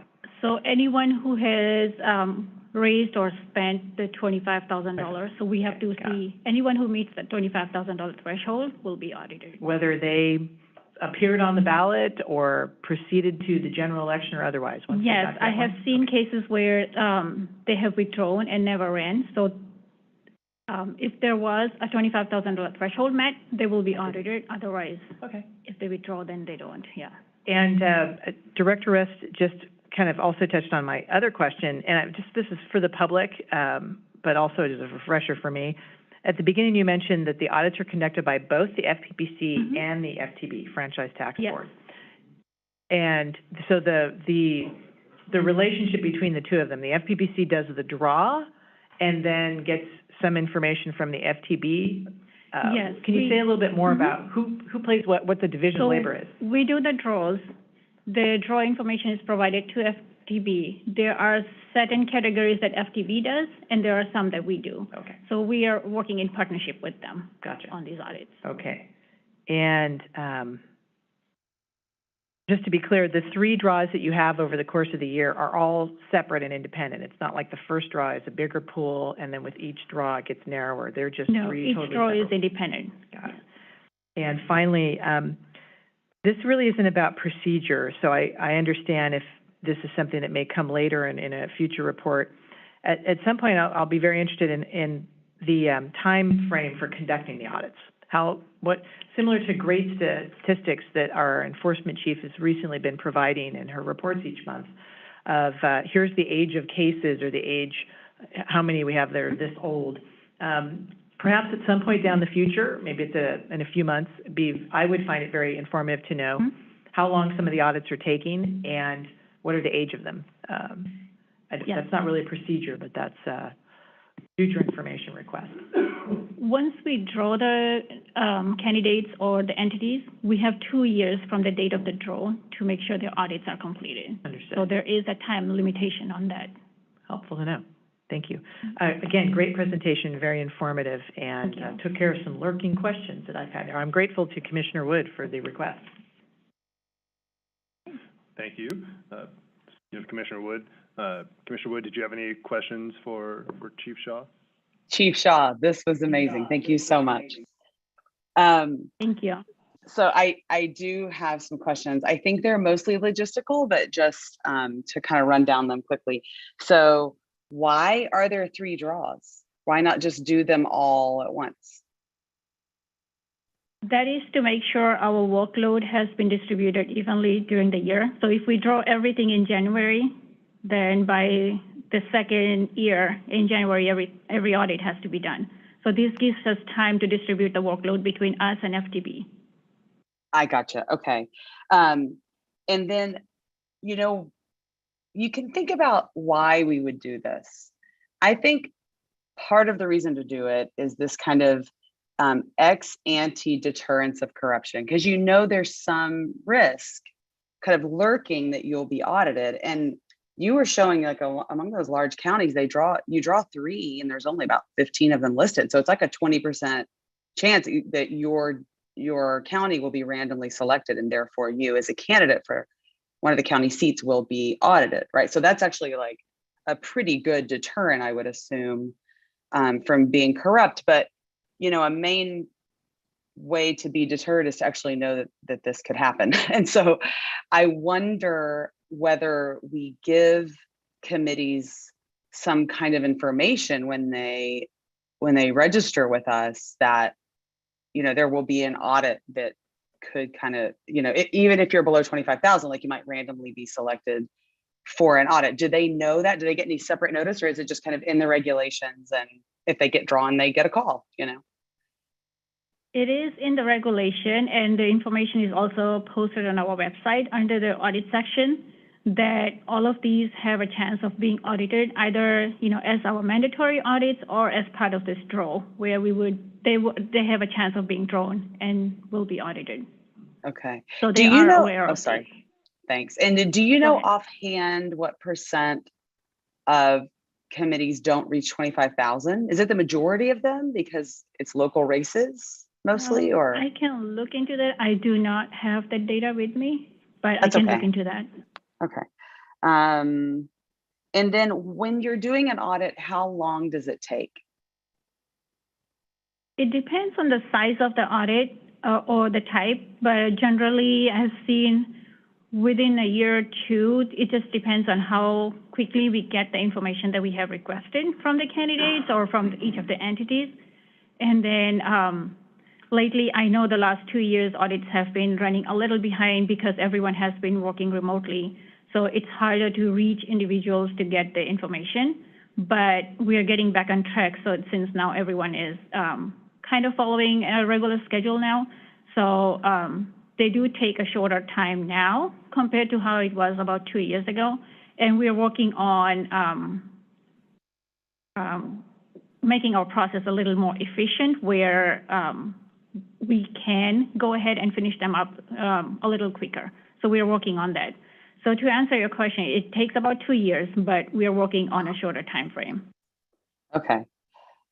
That's really interesting to me. And it's interesting to me that that there's not a lot of pushback on the program, because that's a long time. I've studied the ones that the FEC did in the 70s, and they would, of course it was, pre-internet, but they would go to wherever the campaign's headquarters was and just stay for a couple of weeks and run a full audit and then be out, because they didn't want to kind of, I guess politically they were concerned, so 2 years feels really long to me. But I guess in the age of kind of online communications, there might be big delays between the time you request information and the time it's mailed to you, because you're not there physically. Yes. Yeah. Okay.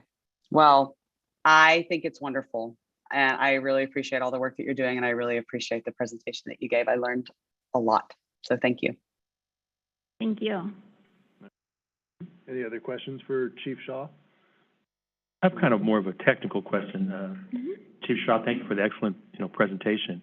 You referenced in responding to Commissioner Wood's question that because, staff are working remotely, they're sometimes difficult to reach. I mean, how does that, I can make certain assumptions, but how does that come about if they're working remotely? They still have email and they still should have some form of contact. But just from your experience, how does that lack of availability come into play? It wasn't more of our staff working remotely, but just the trouble of reaching other individuals who we. Oh, I understand that. It's not on our end. Yeah. We're very efficient here, but in terms of the individuals who are being audited. Yes. Due to the pandemic, obviously everyone had to transition kind of overnight to a remote environment. But now that everyone has transitioned, it is making it easier. So we are now getting more electronic records now compared to how it was before. So we're not getting only boxes of paperwork that we need to review. So those things are definitely making our work a little easier. Thank you. I'll keep my other thoughts to myself, but thank you. Any other thoughts the commissioners would like to share with Ms. Shaw? Oh, thank you. This is something that was raised by, I think, Commissioner Wood's questioning. How are the results of an audit communicated to not just the recipient, but are they public? Are they, for example, if we undertake a enforcement matter, eventually public information comes out about that. If someone's been if there's a no action letter, if there's a fine or otherwise, where do the audit results, I know we have our transparency portal, but how is that made available? Will they get the details of these records are found to be incomplete or everything was great, good job? How is that communicated? Whether they are in compliance or not in compliance, in all cases, we prepare an audit report.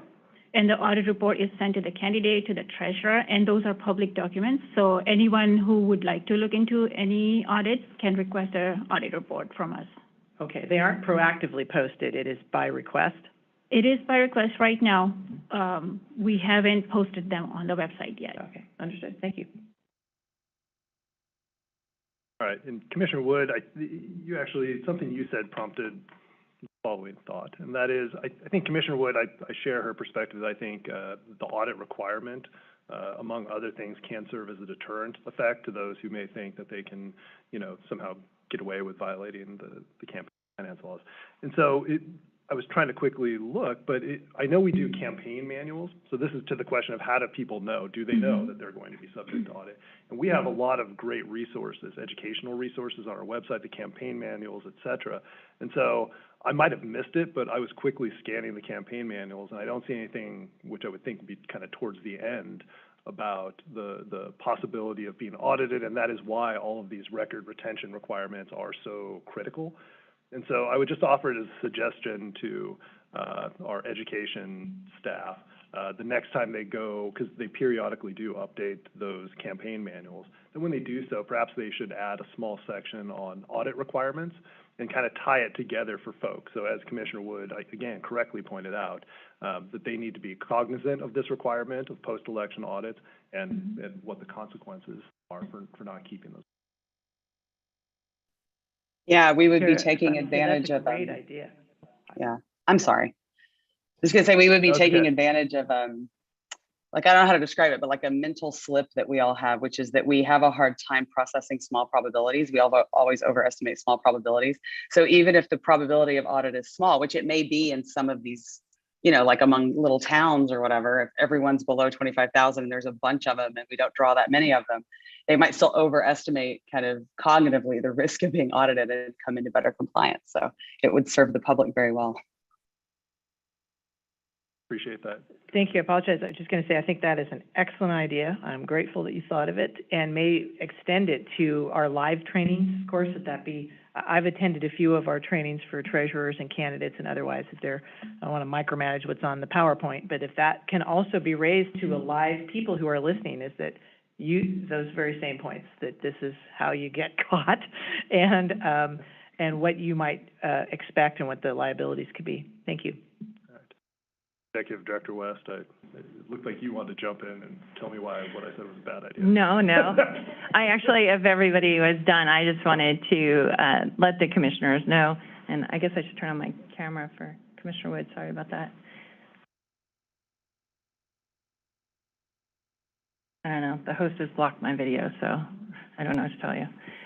But so what I wanted to point out is everything that you're saying is great, and I wanted to commend Chief Shaw, because what we have focused on in the past year and a half is getting an audit division up and running, creating these efficiencies, getting the timeframes under 2 years, tracking that, making the information more public, and it's going great. And so I just wanted to let everybody know that this is a great example of how we're all on the right track. We're moving the right way, and the new division, the audit division has done great work during troubling times, trying to get a hold of people and get them to send their records.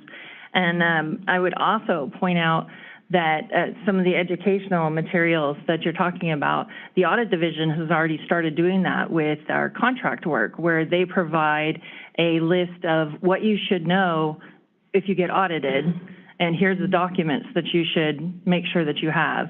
And so we can definitely give that information to the education division and start working with them to get it out into more of our mainstream materials. And then I would also point out, if you would notice how much work goes into these draws. So when you talk about audit workload, there's only 5 people so in our audit division besides the chief. And so the audit draw is, when they talk about reaching these thresholds and looking at these committees, they're using Cal Access. They're looking up these campaign statements. They're doing these calculations. So they're all very much looking forward to CARS and to being able to have this information at their fingertips. So I would just say, kudos to the audit division and everything they've been doing. Good point. And you're remiss not to mention, don't forget, Chief Shaw, it's like 6 months. You've really hit the ground running and already are making a great impact on the agency. So thank you very much. Appreciate the presentation. Any public comment before we leave our executive staff reports? Commissioner Cardenas? Mr. Chair, thanks very much. I just have a couple of questions, I'm afraid. I realize we're running up against our lunch break. We're going to take a lunch break? We'll take a quick comfort break after this and then close it. Okay.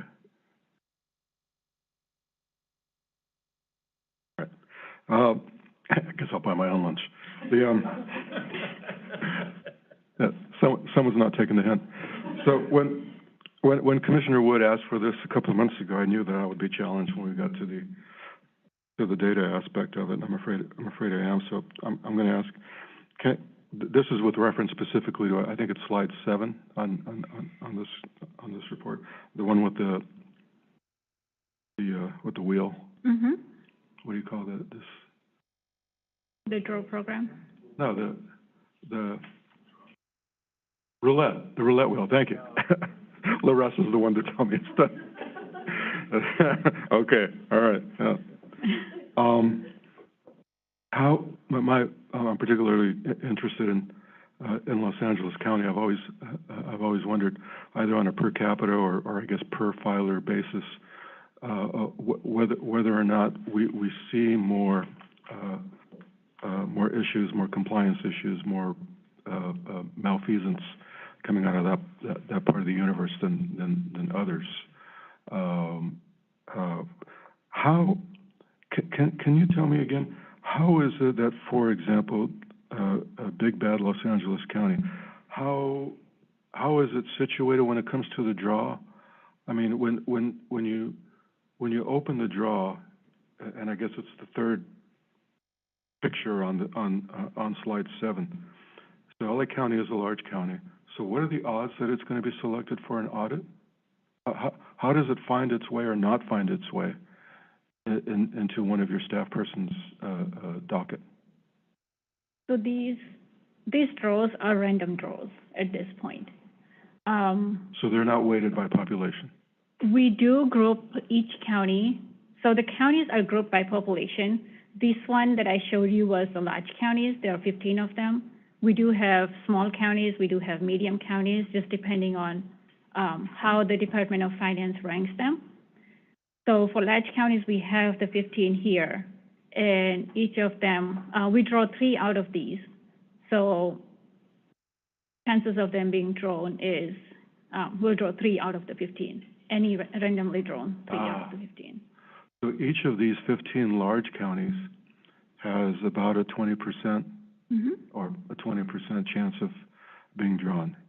So San Mateo, which has about 1/13 the population of Los Angeles, has statistically the same chance of being drawn as Los Angeles County. Yes.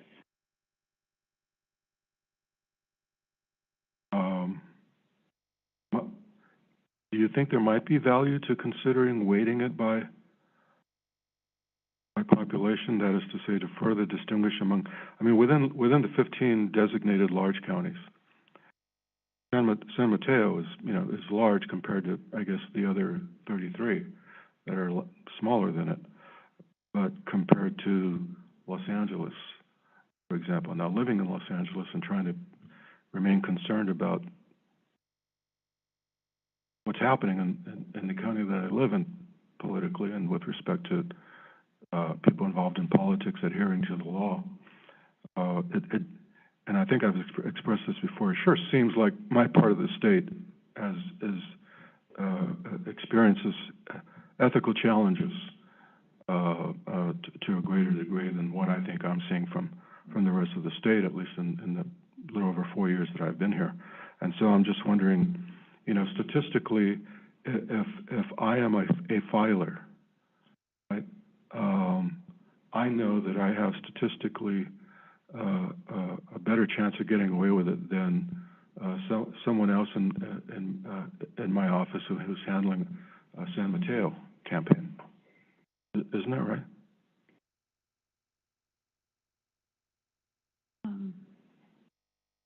That is correct to a certain point. However, if anyone who has reached that $25,000 threshold is automatically selected. So those will be audited regardless of where. Regardless of what county they're in? Yes. The ones that we use the public draws for are the individuals who have not met the $25,000 limit. Great. And they are the ones who are randomly drawn. Great. That's very, very, very helpful. Okay. Okay. My only other question was the computerized roulette wheel. We couldn't just find a bigger drum. I mean, I wasn't here at that point when we switched over, so. I don't know what we're paying for the program, but maybe just I mean, especially if we're inviting the public, it might be worth.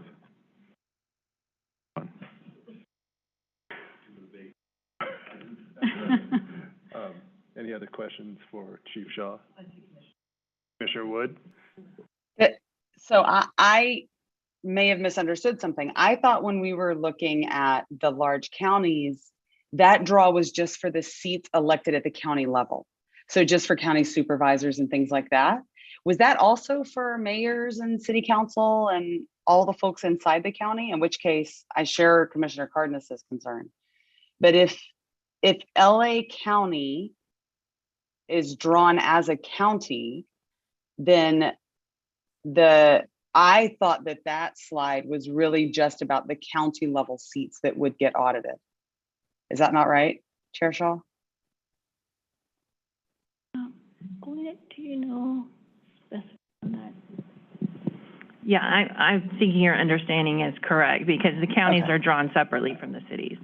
Yeah, there you go. So there you go, Commissioner Cardenas. So then all the mayors and city council people and all that are drawn separately, not lumped into their county. And so they'll share a more equal probability of being audited. Does that make sense? I hope that's clarifying. Can I ask a clarifying question now? Because it wasn't clarifying. The example that you have given us, Chief Shaw, for large counties, is it a parallel procedure for cities that you create a list of the large cities and then draw from that? Yes. I mean, you'd still have the population disparity even among the large cities, I would imagine. LA probably being one of the most populous, if not the most populous city in the state. Yes, we do have a parallel procedure for those. I think you mentioned this earlier. Did you say it was the Department of Finance that defines what is a large county? Or Yes. Same thing with cities? Mm-hmm. And do you know where do they arrive at their kind of threshold for who makes the cut as being a large county versus a medium-sized county? I do not. I know we just obtained the list that they have already published, but I do not know their criteria for defining them. All right. Are we bound by their determination, or I'm not suggesting we should, but I'm just curious, if we wanted to use a different list, are we allowed to use a different list or no? I can look into that. I did not see anything that tells us exactly which list to use. I did not see any regulation on that. I think we've just historically been using the Department of Finance list, so that's what we have been continuing to do. All right. Again, I'm not necessarily suggesting we should, as the Executive Director West wanted. And we'll send this to all the commissioners, but this is all found in Regulation 18991. So our regulation is what has all the criteria for what lists that we're using and how the counties and the cities are broken down, where the different thresholds for our draws, and it has all of the information in there. So for instance, when you're looking at cities, then it has a whole subdivision on cities shall be grouped by population size as determined by the most recent population estimates published by the Department of Finance, and the total number of jurisdictions selected from each audit group by random selection shall be, and it gives you that list. So that's definitely a regulation that we could look into the history of and how it was all determined, and if it's something that the commission wants to revisit, that's obviously something we could put on the reg calendar. Well, that's helpful to know. Commissioner Wilson? Throughout my career, I was always told that between the census that's done every 10 years, that the Department of Finance has a division that looks at demographic data between the 10-year period of each census, and it's my understanding that they have a very extensive staff operation within Department of Finance that analyzes and projects population data, throughout the state. So I haven't verified that that's true, but that was always my understanding. That was my understanding as well.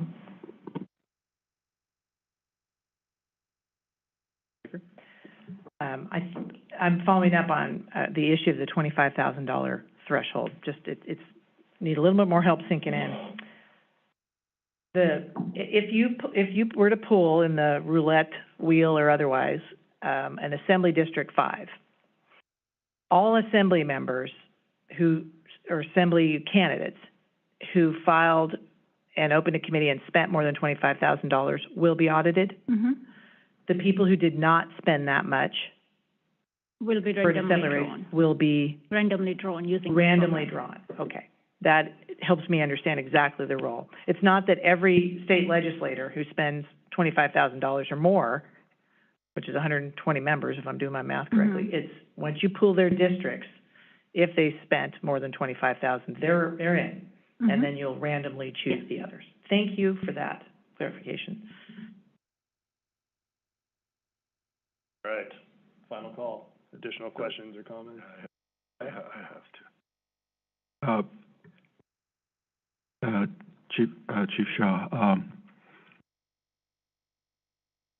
do we have any kind of statistical signal to suggest, well, let me just get to the point. Do filers, reporters of Los Angeles County, have they historically over or under indexed when it comes to violations? Do we know? Have we ever run that type of, I guess the only fair way to do it would be not per capita by population, but per capita by filer, right? I mean, among the filing population, is LA County overrepresented among the universe of miscreants? Is LA worse than everywhere else? Is that what you're asking? Thank you. Yeah, you don't live in LA County, so you can just get right to it. I do yeah? not know that. So that's not a report we've ever done. We do publish the heat map every year, which is by the jurisdictions broken down. In fact, Sasha Linker just updated that not too long ago, so it has the current information. But no, we haven't studied one jurisdiction to determine. We haven't crowned the worst. We don't want to? Or, I don't, it's just... Well, I think, can I just say, like, as a sort of statistical, factual thing, I do recall, I believe it was Commissioner Wood, I'm going to give you credit for that. I think when we were talking about the heat map, Commissioner Wood pointed out that we didn't, at the time, have the population numbers associated with the particular counties that pop up. And so if there was no way to compare on the sort of per capita basis, instead you would just see one county may have a larger number of violations than the other without being able to really compare apples to apples. My understanding is that's something that we're working on trying to add to the website. And I think once we add that to the website, then we could do a more granular analysis along the lines of what I think you're suggesting, Commissioner Carter. Trying to get to an apples-to-apples comparison between jurisdictions to see whether there are truly spots where maybe we need. Well, I appreciate Commissioner Cardenas's question. For someone who's lived in Northern California all his life, except 4 years when I did live in Los Angeles, I would say that if you lived in Northern California, you might draw a different conclusion. So I don't know that it's regional based, but there's also issues that can be raised in counties north of the Grapevine. So. All right. Anything for any final words for Ms. Shaw? I'm tempted to make a Giants Dodgers fan, analysis here, but this is a serious matter, so I will not. But yes, thank you. All right. Any final public comment then on item 11? Thank you again, Ms. Shaw. Chief Shaw, appreciate your efforts, and you're doing a great job. Thank you. All right, and with the indulgence of my colleagues, can we take just a very quick comfort break and come back at 11:15 to finish out the remainder of our... All right, 11:15.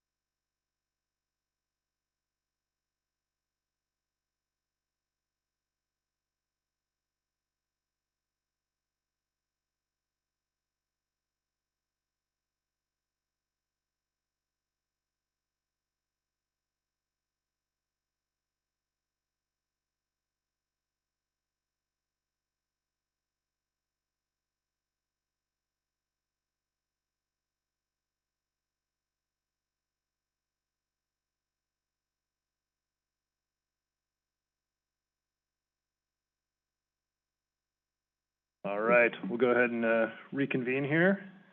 We're going to jump back to item 7, which we had held over.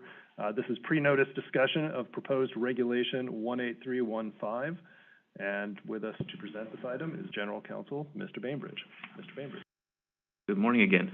The issue we are looking at here, pre-notice regulation, is how the Commission handles complaints that are filed with the Enforcement Division of the Commission against a sitting commissioner of the FPPC. The reg as drafted for pre-notice would require the Enforcement Division, upon receiving a complaint against a sitting commissioner, to refer the item to the Attorney General's office. The Attorney General's office has concurrent jurisdiction with the FPPC over a number of areas in the Act. They are identified as the civil prosecutor for violations involving commissioners or the Commission itself. And then also they would handle any criminal prosecutions involving the Commission or commissioners. For these reasons,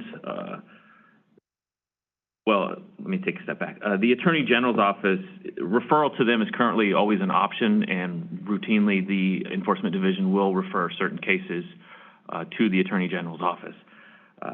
So while we don't need a reg to be able to refer cases over to the Attorney General's office, the purpose of this reg is to provide specific guidance in this area and to eliminate any discretion or obligation on the part of enforcement to do anything other than simply refer the matter over to the Attorney General's office when it comes in.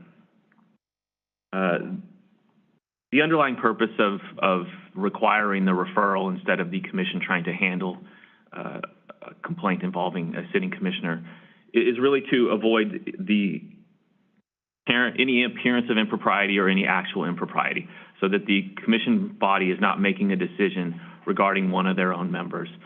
Since the Attorney General's office has this concurrent jurisdiction already, the Act has in some ways already considered this issue by making the Attorney General the civil prosecutor for the Commission. For every other state agency, the FPPC is the civil prosecutor for that agency. This is the one instance where the AG is identified as a civil prosecutor. So in our minds, this is what was contemplated under the Act, having the Attorney General's office handle any complaints involving the Commission itself or any individual commissioners. So that's the purpose behind the reg.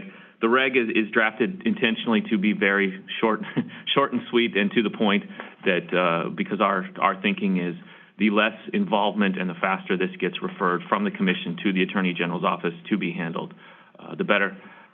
But that being said, certainly would take any suggestions for additions or improvements. Thank you, Mr. Bainbridge.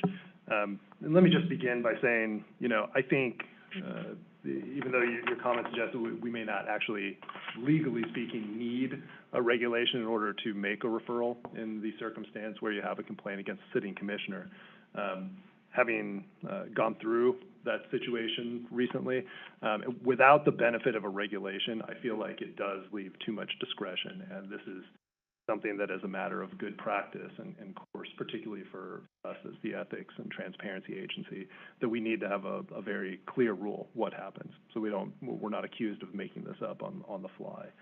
I think that your recommendation, staff's recommendation, that we refer to the AG for obvious reasons, is correct.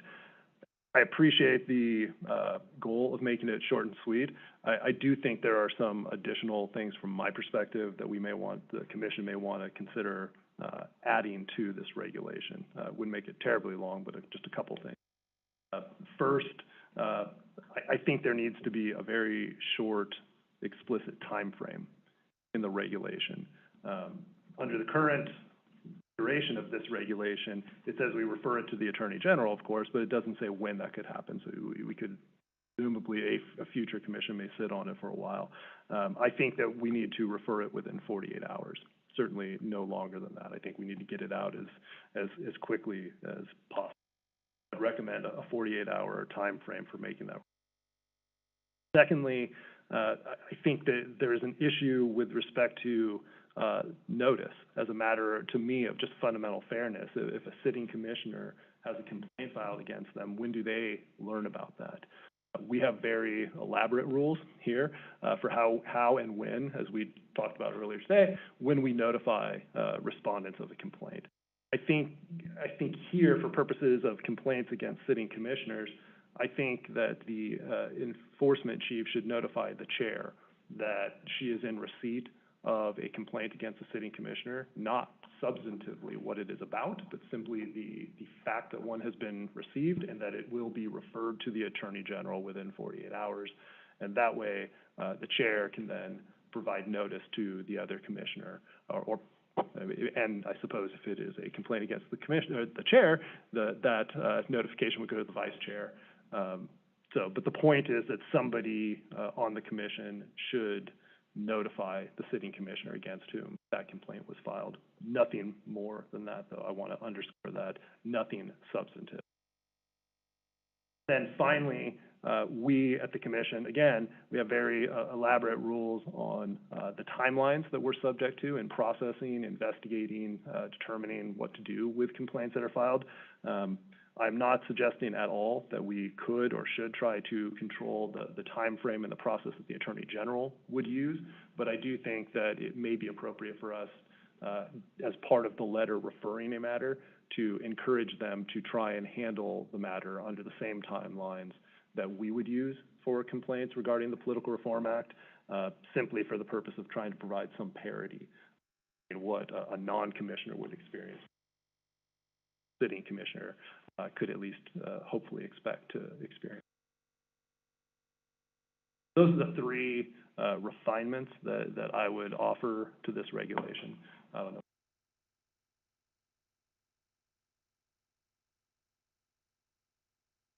I concur wholeheartedly with what the chair has just laid out, particularly with respect to the speed and alacrity with which this would be moved over to our Attorney General, and also that communication from our Executive Director to the chair or whichever commissioner it may be about such a situation would not involve the actual content of the allegation. The laws and the regulations that impinge upon the members of this commission must always be the floor and not the ceiling. Both the appearance and the reality of commissioners and all the staff under our charge of having the highest ethics and mores in the conduction of our affairs is absolutely critical. There have been enough, at least perceived, if not actual, infringements on our democratic institutions for this body to ever be included among those who have fallen down on the job. So I want to commend our chief counsel and our chair for leading us in this direction. Thank you, Commissioner Cardis.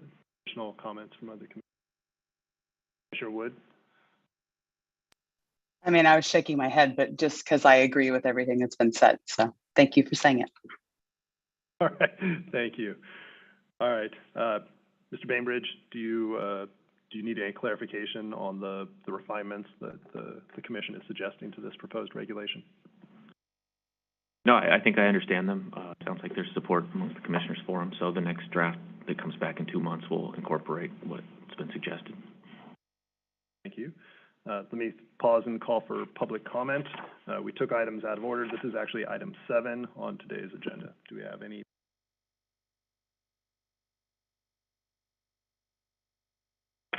Hearing and seeing none. Thank you, Mr. Bainbridge, and thank you to other commissioners.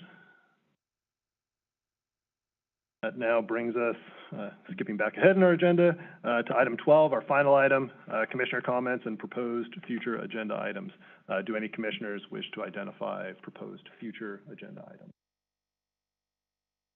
I kind of have one agenda item to consider, subject to, input from you, the executive director, and Chief Shaw, is after the audits have, division has continued to be up and running, perhaps in a year or so, there could be an assessment made whether there's enough staff resources for them to be able to do what they need to do. But it's just kind of a general, observation that might be worth considering. No, I agree with that. I think hopefully, Chief Shaw, that gives you enough time to kind of get acclimated with the team that you have now and evaluate the workload. So I think that's a great. Perhaps Executive Director West, if you can make sure we don't forget about that in a year. Additional thoughts for future agenda items? All right. I will then make a motion to adjourn. Do I have a second? I'll second. It's wonderful to be back in person. I've missed you all terribly. I second that. We've missed you too. Ms. Linker, take us home. Commissioner Cardenas? Yes. Commissioner Wilson? Commissioner Wood? Aye. Chair Matich? Aye. The motion passes. All right. Thank you, everyone. Great job. We'll see you next month.